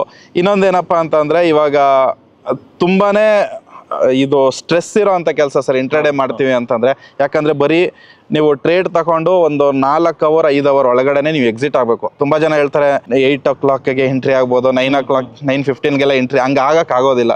ಸೊ ಟೈಮ್ ನೋಡ್ಬೇಕಾಗುತ್ತೆ, ಎಷ್ಟು ಗ್ಯಾಪ್ ಡೌನ್ ಆಯ್ತು, ಎಷ್ಟು ಗ್ಯಾಪ್ ಅಪ್ ಆಯ್ತು, ಅದ್ರ ಬಿಟ್ವೀನ್ ಅಲ್ಲಿ ಎಷ್ಟು ಪಾಯಿಂಟ್ಗೋಸ್ಕರ ರಿಕವರಿ ಆಗಿದೆ, ಸ್ವಲ್ಪ ಎಲ್ಲಿದೆ ಸ್ಟಾಕ್ ಕರೆಂಟು, ಅದನ್ನೋದೆಲ್ಲ ನಾವು ತಿಳ್ಕೊಂಡು ಮತ್ತೆ ಮಾಡೋದು. ಅಷ್ಟು ಸ್ವಲ್ಪ ಟೈಮ್ ಕೊಡ್ಬೇಕು ಸರ್ ಅದಕ್ಕೆ. ಇಂಟ್ರಾಡೇಗಾದ್ರೂ ನಾನು ಯಾರಿಗೂ ಕೂಡ ರೆಕಮೆಂಡ್ ಮಾಡೋದಿಲ್ಲ. ಆದರೆ ಬೆಸ್ಟ್ ಯಾವುದಪ್ಪ ಅಂತಂದ್ರೆ ಮ್ಯೂಚುವಲ್ ಫಂಡ್ಗೆ ಹೋದ್ರೆ ಒಳ್ಳೇದಿದೆ ನಮ್ಮಂಥವ್ರಿಗೆ ಸರ್. ಬೆಟರ್ ಮ್ಯೂಚುವಲ್ ಫಂಡ್ಗೆ ಹೋಯ್ತು ಅಂದ್ರೆ ಅದೇ ಸ್ಟೇಕ್ ಇನ್ವೆಸ್ಟ್ ಆಗಿರಬೇಕು. ಅದ್ರ ಜೊತೆಗೆ ಸರ್ ಅವಾಗಲೇ ಹೇಳಿದೆ ನಾನು 7,000 rupees ನಾನು ಇನ್ವೆಸ್ಟ್ಮೆಂಟ್ ಮ್ಯೂಚುವಲ್ ಫಂಡ್ಗೆ ಮಾಡ್ತಾ ಇದ್ದೀನಿ, 2,000-3,000 ರೂಪಾಯಿ RD ಮಾಡ್ತಾ ಇದ್ದೀನಿ ಸರ್. ಇವಾಗ ಸಪೋಸ್ ಏನಾದರೂ ನನ್ನ ಮ್ಯೂಚುವಲ್ ಫಂಡ್ ಡೌನ್ ಆಯ್ತು ಅಂದ್ರೂ ಕೂಡ ನಾನು ಅದ್ರ ಮೇಲೆ ಡಿಪೆಂಡ್ ಆಗಿಲ್ಲ. ನಾನು ಈ 3,000 ರೂಪಾಯಿ ಎತ್ಕೊಂಡು ನಾನು ಏನಿದೆ ನನ್ನ ಖರ್ಚು ಪ್ರಾಬ್ಲಮ್ನ ನಾನು ಸಾಲ್ವ್ ಮಾಡ್ಕೋಬಹುದು ಸರ್. ಸೊ ಈ ತರ ನಾನು ಮಾಡ್ಕೊಂಡು ಹೋಗ್ತಿರೋದು. ಡೆಫಿನೆಟ್ಲಿ. ಸೊ ವೀಕ್ಷಕರೇ, ಇದೊಂದು ವೆರಿ ಇಂಪಾರ್ಟೆಂಟ್. ಸರ್ 10,000ರಲ್ಲಿ 3,000 ರೂಪಾಯಿ ಎಮರ್ಜೆನ್ಸಿ ಫಂಡ್ಗೆ ಅಂತ ಇಟ್ಟಿದ್ದಾರೆ. 3,000 ರೂಪಾಯಿ ಎಮರ್ಜೆನ್ಸಿ ಫಂಡ್ ಅಂದರೆ ವರ್ಷಕ್ಕೊಂದು 36,000 ರೂಪಾಯಿ ಅಷ್ಟು ಎಮರ್ಜೆನ್ಸಿ ಫಂಡಲ್ಲಿ ಇಟ್ಟಿರ್ತಾರೆ. 2 ವರ್ಷಕ್ಕೆ ಅದೇ ಒಂದು 72,000 ಒಂದು 80,000 ರೂಪಾಯಿವರೆಗೂ ಆ ಎಮರ್ಜೆನ್ಸಿ ಫಂಡ್ ಇರುತ್ತೆ. ಅವಾಗ ಬೇಕಾದ್ರೆ ಆ ಎಮರ್ಜೆನ್ಸಿ ಫಂಡಲ್ಲಿ ಸ್ವಲ್ಪ ದುಡ್ಡನ್ನು ಎತ್ಕೊಂಡು ಮ್ಯೂಚುವಲ್ ಫಂಡ್ಗೂ ಟ್ರಾನ್ಸ್ಫರ್ ಮಾಡ್ಕೋತಾರೆ. ಇಲ್ಲಾಂದರೆ ಏನಾದ್ರು ಎಮರ್ಜೆನ್ಸಿ ಬಂದವಾಗ ಅವ್ರು ಕಟ್ತಾರೋ RD ದುಡ್ಡಲ್ಲಿ ಯೂಸ್ ಮಾಡ್ಕೋತಾರೆ. ಇನ್ನು 7,000 ರೂಪಾಯಿ ಬಂದು SIP ಮ್ಯೂಚುವಲ್ ಫಂಡಲ್ಲಿ ಮಾಡ್ತಾರೆ. SIP ಮ್ಯೂಚುವಲ್ ಫಂಡ್ ಮಾರ್ಕೆಟ್ ಮೇಲೆ ಸಬ್ಜೆಕ್ಟ್ ಆಗಿರುತ್ತೆ. ಮಾರ್ಕೆಟ್ ಬಿದ್ದಾಗ ಅದು ಸಹ ಬೀಳುತ್ತೆ. ಸೊ ಮ್ಯೂಚುವಲ್ ಫಂಡ್ಸ್ ಡೌನ್ ಆದರೂ ಸಹ ಅವ್ರು ತೆಗಿಯಲ್ಲ. ಸೊ ಅವರು ತೆಗ್ದಿಲ್ಲ, ಅದಕ್ಕೆ ಇವತ್ತು ಅವರು ಎಂಥ ಲೈಫಲ್ಲಿ ಕರೋನಾ ಟೈಮಲ್ಲಿ ಎಂಥ ಸಂಕಷ್ಟಕ್ಕೆ ಸಿಕ್ಕಾಕೊಂಡಿದ್ರು ಅವರು ದೃಢ ನಿರ್ಧಾರ, ನಾನು ತೆಗಿಬಾರ್ದು ಮ್ಯೂಚುವಲ್ ಫಂಡ್ಸ್ ಅಂತ ಹಂಗೆ ಇಟ್ಕೊಂಡು ಅದು ಮೇಲಕ್ಕೆ ಬಂದಾಗ ಮತ್ತೆ ಮಾರಿ, ಸೊ ಅವರು ಒಂದು ಕಮಿಟ್ಮೆಂಟ್ಗಳನ್ನು ತೀರಿಸ್ಕೊಂಡು ಇವತ್ತು ಒಂದು ಸುಸ್ಥಿತಿಯಲ್ಲಿದ್ದಾರೆ. So sir, generally sir auto ಡ್ರೈವರ್ಸ್ಗೆ ಲೈಫಲ್ಲಿ ತುಂಬ ಚಾಲೆಂಜಸ್ ಇರುತ್ತೆ. ನಿಮಗೆ ಆ್ಯಸ್ ಅ ಆಟೋ ಡ್ರೈವರ್ ನೀವು ಬೆಳಗ್ಗೆ ಎದ್ದ ತಕ್ಷಣ ಪ್ರತಿದಿನ ನಿಮಗೆ ಯುದ್ಧನೇ. ಹೌದು ಸರ್. ಯಾವ ಥರ ಯುದ್ಧ ಅಂದರೆ ದಿನನ ಹೆಂಗೆ ಕಳೀತೀರಾ, ಯಾವ ಥರ ಕಷ್ಟಗಳು ನೀವು ಆಟೋ ಡ್ರೈವರ್ಸ್ ಫೇಸ್ ಮಾಡ್ತೀರಾ sir? Sir first of all ನಮ್ಮ ಬೆಂಗಳೂರು ಸ್ಥಿತಿ, ರೋಡ್ ಸ್ಥಿತಿ ಎಲ್ಲ ನಿಮ್ಗೆ ಗೊತ್ತಿದೆ. ಒಂದು ಪೊಲ್ಯೂಷನ್ನು, ಆಮೇಲೆ ಪೊಲೀಸರು ಬಂದ್ಬಿಟ್ರೆ ಏನಂದ್ರೆ ನಿಲ್ಸಕ್ ಬಿಡೋದಿಲ್ಲ. ಮೇಯ್ನ್ ಆಗಿ ಇವಾಗ ರೋಡಲ್ಲಿ ಸರ್ ಸ್ಟಾರ್ಟಿಂಗ್ ಆಗೋದೇ ನಮ್ಮ ರೋಡಿಂದಾನೆ. ಹೌದು. ಆಮೇಲೆ ಕಸ್ಟಮರು, ಆಮೇಲೆ ನಾವು ಡ್ರಾಪ್ ಹಾಕಿದ್ಮೇಲೆ ಅಲ್ಲೇ ಕಾಯ್ಕೊಂಡಿರ್ತೀವಿ, ಯಾವ್ದಾದ್ರು ಬಾಡಿಗೆ ಬರುತ್ತೆ ಅಕ್ಕಪಕ್ಕದಲ್ಲಿ ಅಂತ. ಆ ಟೈಮಲ್ಲಿ ಏನು ಮಾಡ್ತಾರೆ ಪೊಲೀಸರು ಬರೋ ಎತ್ತೋ ಇಲ್ಲಿಂದ ತೆಗಿಯೋ, ಅಲ್ಲೆಲ್ಲಾದ್ರೂ ಹಾಕೊಳ್ಳೋ ಅಂತ. ಅಲ್ಲಿ ಯಾವುದೋ ಒಂದು ಸಂಧಿ ಒಳಗೆ ಹಾಕ್ಕೊಂಡ್ರೆ ಅಲ್ಲಿ ಬಂದು ಅಲ್ಲಿ ಮನೆಯವರು ಇಲ್ಲಿ ಕಳ್ತನ ಆಗುತ್ತೆ, ಇಲ್ಲಿ ಬರಬೇಡಿ, ನಿಂತ್ಕೋಬೇಡಿ, ಕಳ್ತನ ಜಾಸ್ತಿ ಅಂತ. ಅಂದ್ರೆ ಇದು ಸರ್ ನಮ್ದು ಇದೆ. ಇನ್ನೂ ತುಂಬಾ ಇದೆ, ಆಳವಾಗಿ ಹೇಳ್ತಾ ಹೋಗ್ಬಿಟ್ರೆ ನಮಗೆ ಬೇಜಾರು. ಮತ್ತೆ ಮೇಯ್ನ್ ಆಗಿ ಏನಂತಂದ್ರೆ ನಮ್ಮ ಕೆಲಸದಲ್ಲಿ ನಾವು ಮಾಡೋ ನಮ್ಮ ಆಟೋ ಡ್ರೈವರ್ ಆಗಲಿ, ನಮ್ಮ ಡ್ರೈವಿಂಗ್ ಫೀಲ್ಡಲ್ಲಿ ಇರೋರು ಯಾರಿಗೂ ಕೂಡ ಅಷ್ಟು ಮರ್ಯಾದೆ ಇಲ್ಲ ಸರ್. ಅದೊಂದು ಮೇಯ್ನ್ ಆಗಿ ನಮಗೆ ಬೇಜಾರು ಆಗೋದು. ಬಟ್ ಏನಂತ ಅಂದ್ರೆ ಒಂದು ನಮ್ ಖುಷಿ ಇರೋದು ನಮ್ಮ ಸ್ವಂತ ಕೆಲಸ ಮಾಡ್ತೀವಿ, ಯಾರ ಅಂಡರಲ್ಲೂ ಇಲ್ಲ. ಕಸ್ಟಮರ್ ಬಂತು ಅಂದ್ರೆ ಅವನ್ನ ಕರ್ಕೊಂಡೋಗಿ ಬಿಡೋ ಅಷ್ಟವರ್ಗುನೆ ನಮಗೂ ಅವ್ರಿಗೊಂದು ಸಂಬಂಧ, ಅದಾದ್ಮೇಲೆ ಮುಗಿದೋಗುತ್ತೆ. ಯಾರಿಗೂ ಸಲಾಮ್ ಹೊಡಿಯೋಂಥದ್ದು ಏನಿಲ್ಲ. ಸೊ ಅನ್ನೋದು ಅದ್ರ ದೇವ್ರಿಗೆ ಸಲಾಮ್ ಹೊಡಿಲೇಬೇಕು ಅಲ್ವಾ? Definitely sir. ಅದು ನಿಮ್ಗೆ ಆದ ಚಾಲೆಂಜಸ್ ಇದೆ ಸರ್. ಇದೆಲ್ಲ ನೀವು ಮಾಡ್ತಾ ಇದ್ದೀರಾ. ಸೊ ನಾನು ಹೇಳೋದಂದ್ರೆ ನೀವು 7,000 ರೂಪಾಯಿ SIP ನ ಬೈ ಚಾನ್ಸ್ ಇವಾಗ ಅದನ್ನ ಕಂಟಿನ್ಯೂಸ್ಲಿ ಕಟ್ಕೊಂಡು ಹೋದ್ರೆ ಒಂದು 20 ವರ್ಷ ನೀವು ಕಟ್ಟಿದ್ರೆ ಸೊ ಐ ಥಿಂಕ್ ಅದು 1 ಕೋಟಿ ಟಚ್ ಆಗುತ್ತೆ. ಸೊ ನೀವು ಕೋಟ್ಯಾಧಿಪತಿ ಆಗ್ತೀರಾ, ಆ ಭರವಸೆ ನಿಮ್ಗಿದೆಯಾ? Yes of course sir. ಯಾಕಂತಂದರೆ ನಾನು ಕಳೆದ 14 ವರ್ಷದಲ್ಲಿ ನಾನು ನೋಡಿರೋಂಥ ಸ್ಟಾಕ್ ಮಾರ್ಕೆಟಲ್ಲಿ ಮುಂಚೆ ಮೋಸ್ಟ್ಲಿ 3,000 ಏನೋ ಇತ್ತು ಸರ್. 2003ನಲ್ಲೇನೋ ನಿಫ್ಟಿ 3,000ದಲ್ಲಿ ಇತ್ತು. ಇವತ್ತು 26,000ವರೆಗೂ ಟಚ್ ಆಗಿದೆ. ಮತ್ತು ಸೆನ್ಸೆಕ್ಸ್ ಕೂಡ ಅಷ್ಟೇ ಸರ್. ಅವಾಗ 4,000 5,000 ಏನೋ ಇತ್ತು, ಕರೆಕ್ಟಾಗಿ ನನಗೆ ಅದ್ರದ್ದು ಐಡಿಯಾ ಇಲ್ಲ ಅಂದ್ರೆ. ಬಟ್ ಏನಂತಂದ್ರೆ ಇವತ್ತು ಬಂದ್ಬಿಟ್ಟು 70-75,000ವರೆಗೂ ಟಚ್ ಆಗಿದೆ. ಆಗುತ್ತೆ ಸರ್. ಅದು ಬೆಳೀತದಂದ್ರೆ 100% ನಾವು ಬೆಳಿತೀವಿ. ಮತ್ತೆ ಇವಾಗ ನಂದು ಸರ್ 2.5 ವರ್ಷದಿಂದ ನನ್ನ ಮ್ಯೂಚುವಲ್ ಫಂಡ್ ಏನಿದೆ ಅದು ಬಂದ್ಬಿಟ್ಟು ಇವಾಗ ಸ್ಟಾಕ್ ಮಾರ್ಕೆಟ್ ಇದ್ದಿದೆ ಹಂಗೇನೆ ಕ್ರಾಶ್ ಆಗಿ ಅಂದ್ರೆ ಸ್ವಲ್ಪ ಡೌನ್ ಬಂದಿದೆ. ಒಂದು ಆಲ್ಮೋಸ್ಟ್ 15% ಅಷ್ಟು ಡೌನ್ ಬಂದಿದೆ. ನನ್ನ ಮ್ಯೂಚುವಲ್ ಫಂಡ್ ಕೂಡ 25% ಡೌನ್ ಬಂದಿದೆ ಈಗ. ಬಟ್ ಆದ್ರೂ ಕೂಡ ನಾನು ಯಾವ್ದೇ ತರ ಅದನ್ನ ಪಾಸ್ ಆಗ್ಲಿ, ಸ್ಟಾಪ್ ಆದ್ರಿ ತೆಗಿಯೋದಾಗ್ಲಿ ಏನೂ ಮಾಡ್ತಾ ಇಲ್ಲ. ಆಲ್ಮೋಸ್ಟ್ ಇವಾಗ ಕೂಡ ನಾನು 40,000 ರೂಪೀಸ್ ಅಲ್ಲಿ ಪ್ರಾಫಿಟ್ ಅಲ್ಲ ಇದ್ದೀನಿ. ಹೌದು, ನಾನು ಇವಾಗ ಟ್ರೈ ಮಾಡ್ತಾ ಇದ್ದೀನಿ. ಇದು ನನಗೆ ತೋರಿಸಬಹುದಾ ನಿಮ್ಮ mutual fund portfolio? Sure sir. Okay sir, ಇದು ಬಂದ್ಬಿಟ್ಟು ನನ್ನ ಸ್ಟಾಕ್ ಮಾರ್ಕೆಟ್ ಅಲ್ಲಿ ನಾನು ಏನೇ ಇನ್ವೆಸ್ಟ್ಮೆಂಟ್ ಮಾಡಿದ್ರು ಕೂಡ ನನ್ನ ಆಟೋಯಿಂದ ಬಂದಿರೋದು 1,48,000 ರೂಪಾಯಿ ನನ್ನ ಇನ್ವೆಸ್ಟ್ಮೆಂಟ್ ಇದೆ. ಅದಕ್ಕೆ ಇವತ್ತಿನ ವ್ಯಾಲ್ಯೂ ಬಂದ್ಬಿಟ್ಟು 1,70,900 ರೂಪಾಯಿ ಪ್ರೆಸೆಂಟ್ ವರ್ಗು ವ್ಯಾಲ್ಯೂ ಆಗಿದ್ರು ಕೂಡ ಪ್ರಾಫಿಟ್ ಅಲ್ಲಿ ಇದ್ದಾರೆ. 26% ಪ್ರಾಫಿಟ್ ಅಲ್ಲಿ ಇದೀನಿ ಸರ್. ಇದು ಎಷ್ಟು ವರ್ಷಕ್ಕೆ ಸರ್? ಇದು 2.5 ವರ್ಷಕ್ಕೆ ಮ್ಯೂಚುವಲ್ ಫಂಡ್ ಅಲ್ಲಿ. ಸರ್ ವೀಕ್ಷಕರೇ, ನಾನು ಏನ್ ಹೇಳಕ್ ಇಷ್ಟಪಡ್ತೇನೆ ಅಂದ್ರೆ ಈ ವಿಡಿಯೋ ನೋಡ್ತಾ ಇರೋ ಪ್ರತಿಯೊಬ್ಬ Swiggy, Zomato, auto drivers, cab drivers, ಪ್ರತಿಯೊಬ್ರು ಒಂದು ಸಣ್ಣ ಪುಟ್ಟ ಕೆಳಗಡೆ ಮಣ್ಣಲ್ಲಿ ಬಿದ್ದಿರೋ ಮಕ್ಕಳಿಗೆ ನಾನು ಹೇಳ್ತಾ ಇದ್ದೀನಿ, ಸೊ ಲೈಫಲ್ಲಿ ನೀವು ಎದೊಳೋದಕ್ಕೆ, ಕೋಟ್ಯಾಧಿಪತಿ ಆಗೋದಕ್ಕೆ ನಾನಾ ಪ್ರಯತ್ನ ಪಡ್ತಾ ಇದ್ದೀರಾ. ಬಟ್ ಈ ಪ್ರಕೃತಿ ಆಗಲಿ, ಸಮಾಜ ಆಗಲಿ ನಿಮ್ಮನ್ನು ತುಳಿಯೋದಕ್ಕೆ ಪ್ರಯತ್ನ ಪಡ್ತಾ ಇದೆ. ನೀವು ಎದ್ದು ನಿಂತ್ಕೋಬೇಕಾದ್ರೆ ಅದು ನಿಮ್ಮಿಂದ ಮಾತ್ರ ಸಾಧ್ಯ. ನಿಮ್ಮ ಒಳಗಡೆ ಇರೋ ಆತ್ಮವಿಶ್ವಾಸ ಚೆನ್ನಾಗಿರಬೇಕು. ಜೊತೆಗೆ ಒಂದು ಗುರಿ ಇಟ್ಕೊಳ್ಳಿ. ಸೊ ನೋಡಿ, ನಿಮ್ಮ ಆಟೋ ಡ್ರೈವರ್ಸ್ಗಾಗಲಿ, ನಿಮ್ಮ ಒಂದು ಎಲ್ಲರಿಗೂ ಒಂದು ಗುರುವಾಗಿ ನಮ್ಮ ಬಾಲಕೃಷ್ಣ ಅವರು ಇದ್ದಾರೆ. ಅವ್ರಿಗೆ ಗೊತ್ತಿರೋ ನಿಮ್ಗೆ ಗೊತ್ತಿರೋ ಅಂತ ನಾಲೆಜ್ನ ನೀವು ಶೇರ್ ಮಾಡ್ತಾ ಇದ್ದೀರಾ. ಸೊ ನಿಮ್ಮನ್ನ ಇನ್ಸ್ಪೈರ್ ಆಗಿ ಒಂದು ತಿಂಗಳಿಗೆ 1,000 ರೂಪಾಯಿ ಇಲ್ಲ ದಿನಕ್ಕೆ 50 ರೂಪಾಯಿ ಸರ್ ದಿನಕ್ಕೆ 51 ರೂಪಾಯಿ ನೀವು ಹೂಡಿಕೆ ಮಾಡಿ, ದಿನಕ್ಕೆ 51 ರೂಪಾಯಿ ಹೂಡಿಕೆ ಮಾಡಿದ್ರೆ ಆಟೋ ಡ್ರೈವರ್ಸು 51 ಲಕ್ಷ ಮಾಡ್ಬೋದು. ಎಷ್ಟು ವರ್ಷ ಕಟ್ಟಬೇಕು? 21 ವರ್ಷ ಕಟ್ಟಬೇಕು. ದಿನಕ್ಕೆ 51 ರೂಪಾಯಿ ಕಟ್ತಾ ಇರಬೇಕು. ಪ್ರತಿ ವರ್ಷ ನಿಮ್ಮ ಹೂಡಿಕೆಗಳನ್ನು ಈ ವರ್ಷ 51 ರೂಪಾಯಿ ಕಟ್ತಾ ಇರೋರು ಬರೋ ವರ್ಷ 55 ರೂಪಾಯಿ ಕಟ್ಟಿ, 10% ಇಲ್ಲ 56 ರೂಪಾಯಿ ಕಟ್ಟಿ 10% ಇನ್ಕ್ರೀಸ್ ಮಾಡ್ಕೊಂಡು ಹೋಗ್ತಾ ಇರಿ ನಿಮ್ಮ ಹೂಡಿಕೆಗಳನ್ನು. ದಿನಕ್ಕೆ 51 ರೂಪಾಯಿ ಹೂಡಿಕೆ ಮಾಡಿದ್ರೆ 51 ಲಕ್ಷ ಮಾಡ್ಬೋದು. 101 ರೂಪಾಯಿ ದಿನಕ್ಕೆ ಹೂಡಿಕೆ ಮಾಡಿದ್ರೆ 1 ಕೋಟಿ ಮಾಡ್ಬೋದು. ಸೊ ಇದ್ರ ಬಗ್ಗೆ ಹೆಚ್ಚಿನ ಮಾಹಿತಿ ಡೆಫಿನೆಟ್ಲಿ ನಮ್ಮ TD ಸಂಸ್ಥೆಯಲ್ಲಿ ಪ್ರತಿ ಭಾನುವಾರ 10 ಗಂಟೆಯಿಂದ 1 ಗಂಟೆಗೆ ನಮ್ಮದು ಎಲ್ಲ ಶಾಖೆಗಳಲ್ಲೂ ಆಲ್ಮೋಸ್ಟ್ ಒಂದು ಕರ್ನಾಟಕದಲ್ಲಿ ಒಂದು 10 ಬ್ರಾಂಚ್ ಇದೆ. ಸೊ ಎಲ್ಲ ಬ್ರಾಂಚಸ್ಸಲ್ಲೂ ನಾವು ಹೇಳ್ಕೊಡ್ತೀವಿ. ಸೊ ಎಲೆಕ್ಟ್ರಾನಿಕ್ ಸಿಟಿಯಲ್ಲೂ ಆಗ್ತಾ ಇದೆ. ಸೊ ಎಲ್ಲ ಕಡೆನೂ ಬ್ರಾಂಚಸ್ ಮಾಡ್ತಾ ಇದ್ದೀವಿ, ಎಲ್ಲ ಬ್ರಾಂಚಲ್ಲೂ ನಡೀತದೆ. ಸೊ ಬಂದು ತಿಳ್ಕೊಳ್ಳಿ, ಫ್ರೀ, ನಾವೇನು ಚಾರ್ಜ್ ಮಾಡ್ತಾ ಇಲ್ಲ. ಬಿಕಾಸ್ ನಮ್ಮ ಗುರಿ ಬಂದು ಒಂದು ಆರ್ಥಿಕ ಶಿಕ್ಷಣ, ಗುರಿ ಬಂದು ನಮ್ಮ ಕರ್ನಾಟಕ ಜನತೆಗೆ ಕನ್ನಡದಲ್ಲಿ ಶೇರ್ ಮಾರ್ಕೆಟ್ ಹೇಳ್ಕೊಟ್ಟು ಅವರಲ್ಲಿರೋ ಭಯನ ಹೋಗಿಸ್ಬೇಕು ಅನ್ನೋದೊಂದೇ ಒಂದು ಗುರಿ. ನೀವು ಫಿನಾನ್ಷಿಯಲಿ ಲಿಟ್ರಸಿ ಪಡ್ಕೊಳ್ಳಿ ಅಂತ ಹೇಳ್ತೀನಿ. ಸೊ ನಮ್ಮ ದೇಶದಲ್ಲಿ 92% ಜನಕ್ಕೆ ಲಿಟ್ರಸಿ ಇಲ್ಲ, ಅಂದರೆ ಓದಿಲ್ಲ, ಯಾವುದ್ರ ಬಗ್ಗೆ, ದುಡ್ಡಿನ ಬಗ್ಗೆ ಓದಿಲ್ಲ. ಅದು ಇದು ಎಲ್ಲ ಓದಿದ್ದಾರೆ, ನಾನು ಓದಿದ್ದೀನಿ. Sine theta, cos theta, trigonometry, integration, Laplace formula, signals and system, network analysis ಎಲ್ಲ ಮಾಡಿದ್ದೀನಿ. ಬಟ್ ದುಡ್ಡಿಂದ ದುಡ್ಡು ಮಾಡೋದು ಹೆಂಗೆ ಯಾರೂ ಹೇಳ್ಕೊಡಲ್ಲ. ಸೊ ಅದರಿಂದ ದುಡ್ಡಿಂದ ದುಡ್ಡು ಮಾಡಿದ್ರೆ ಮಾತ್ರ ನಾವು ಶ್ರೀಮಂತರಾಗ್ತೀವಿ. ಯಾಕಂದರೆ ಮನುಷ್ಯ ದುಡಿಯೋಕ್ಕಾಗೋದು ದಿನಕ್ಕೆ 8 ಅವರ್, ದುಡ್ಡು 24/7 ದುಡಿಯುತ್ತೆ. ದುಡ್ಡಿಗೆ ಜ್ವರ ಬರಲ್ಲ, ಕಾಯಿಲೆ ಬರಲ್ಲ, ಶುಗರ್ ಬರಲ್ಲ, BP ಬರಲ್ಲ, ಏನೂ ಬರಲ್ಲ. ದುಡ್ಡು ಭೂಮಿ ಇರೋವರೆಗೂ ಅದಕ್ಕೆ ಬೆಲೆ ಇದೆ. ಬಟ್ ಮನುಷ್ಯನಿಗೆ ಬೆಲೆ ತುಂಬ ಕಡಿಮೆ ಇರುತ್ತೆ. ಹೋಗ್ತಾ ಹೋಗ್ತಾ ಏಜ್ ಆಗ್ತಂಗೆ ಬೆಲೆ ಕಡಿಮೆ ಆಗುತ್ತೆ. ಸೊ ಸ್ಟಾರ್ಟಿಂಗಲ್ಲಿ 25 ವರ್ಷದವರೆಗೂ ಬೆಲೆ ಕೊಡಲ್ಲ, ಬಿಕಾಸ್ ನಾವಲ್ಲಿ ಚಿಕ್ಕ ಹುಡುಗರಾಗಿರ್ತೀವಿ. ಸೊ 25ರಿಂದ 55 ವರ್ಷದಲ್ಲಿ ದುಡ್ಡನ್ನ ದುಡ್ಕೊಂಡ್ಬಿಡ್ಬೇಕು. ಆ ಏಜಲ್ಲಿ ನಮಗೆ ಆದ ಚಾಲೆಂಜಸ್ ಇರ್ತದೆ. ಇದರಲ್ಲಿ ಬೇರೆ ಕಾಯಿಲೆಗಳು, ನಿದ್ದೆಗಳು, ಏನೇನೋ. ಸೊ ಅದರಿಂದ ದುಡ್ಡಿಂದ ದುಡ್ಡು ಮಾಡೋದು ಕಲ್ತ್ಕೊಳ್ಳಿ. ಸೊ ಇವತ್ತು ನೋಡಿ, ಸೊ ಅವ್ರು ಆಟೋ ಓಡಿಸ್ಕೊಂಡು ಬಂದಿರೋ ದುಡ್ಡಲ್ಲಿ ಅಟ್ಲೀಸ್ಟ್ ಒಂದು 40-50 ಸಾವಿರ ದುಡ್ಡು ಮಾಡ್ಕೊಂಡಿದ್ದಾರೆ. ಅಂದರೆ ದುಡ್ಡಿಂದ ದುಡ್ಡನ್ನ ಮರಿ ಹಾಕ್ಸಿದ್ದಾರೆ. ದುಡ್ಡಿಂದ ದುಡ್ಡು ಮರಿ ಹಾಕುತ್ತೆ, ಬಟ್ ಅದು ನಾಲೆಜ್ ಇರೋರಿಗೆ ಮಾತ್ರ ಸಾಧ್ಯ. ತಿಳ್ಕೊಳ್ಳಿ. ಸರ್ ಒಂದು ನಾನು ಹೇಳೋಕ್ಕೆ ಇಷ್ಟಪಡ್ತೀನಿ ಸರ್, ನೀವು ಆಲ್ರೆಡಿ ನಿಮ್ಮ ಫ್ಯಾಮಿಲಿನ ಅಟ್ಲೀಸ್ಟ್ ಒಂದು ರೇಂಜಿಗೆ ಸೆಕ್ಯೂರ್ಡ್ ಮಾಡಿದ್ದೀರಾ. ಸರ್ ನೀವು ಹೆಲ್ತ್ ಇನ್ಸೂರೆನ್ಸ್ ತೊಗೊಂಡಿದ್ದೀರಾ? ಇದೆ ಸರ್, 5 ಲಕ್ಷವರೆಗೂ ಹೆಲ್ತ್ ಇನ್ಶೂರೆನ್ಸ್ ಇದೆ. ಲಾಸ್ಟ್ ಕಳೆದ ಒಂದು ಕೊರೋನಾ ಟೈಮ್ ಆದ್ಮೇಲಿಂದ ನಾನು ಕಂಟಿನ್ಯೂಸ್ ತಗೊಂಡಿದ್ದೀನಿ. ಸೊ ಎಷ್ಟೋ ಜನ ಆಟೋ ಡ್ರೈವರ್ಸ್ ಇನ್ನು ಹೆಲ್ತ್ ಇನ್ಸೂರೆನ್ಸ್ ತಗೊಂಡಿಲ್ಲ. ಸರ್ ಹೆಲ್ತ್ ಇನ್ಸೂರೆನ್ಸ್ಗೆ ನೀವು ಖರ್ಚಾಗೋದೇ ಒಂದು 10,000-15,000 ಸಾವಿರ ಖರ್ಚಾಗುತ್ತೆ. ನನಗೆ 16,000 ಬರ್ತಿದೆ. ಎಸ್, ಅದು ಫುಲ್ ಫ್ಯಾಮಿಲಿಗೆ. ಹೌದು ಸರ್. ಸರ್ 16,000 ನೀವು ವರ್ಷಕ್ಕೆ ಖರ್ಚು ಮಾಡಿದ್ರೆ 5 ಲಕ್ಷ ನಿಮ್ಮ ಜಾಬಲ್ಲಿ ಇದ್ದಂಗೆ ಲೆಕ್ಕ. ಸೊ ಎಷ್ಟೋ ಜನಕ್ಕೆ ಇದು ಗೊತ್ತಾಗ್ತಾ ಇಲ್ಲ. ಹೆಲ್ತ್ ಇನ್ಸೂರೆನ್ಸ್ ತಗೊಳ್ಳಿ ಅಂದರೆ ನಮಗೇನಕ್ಕೆ ಅಂತಾರೆ.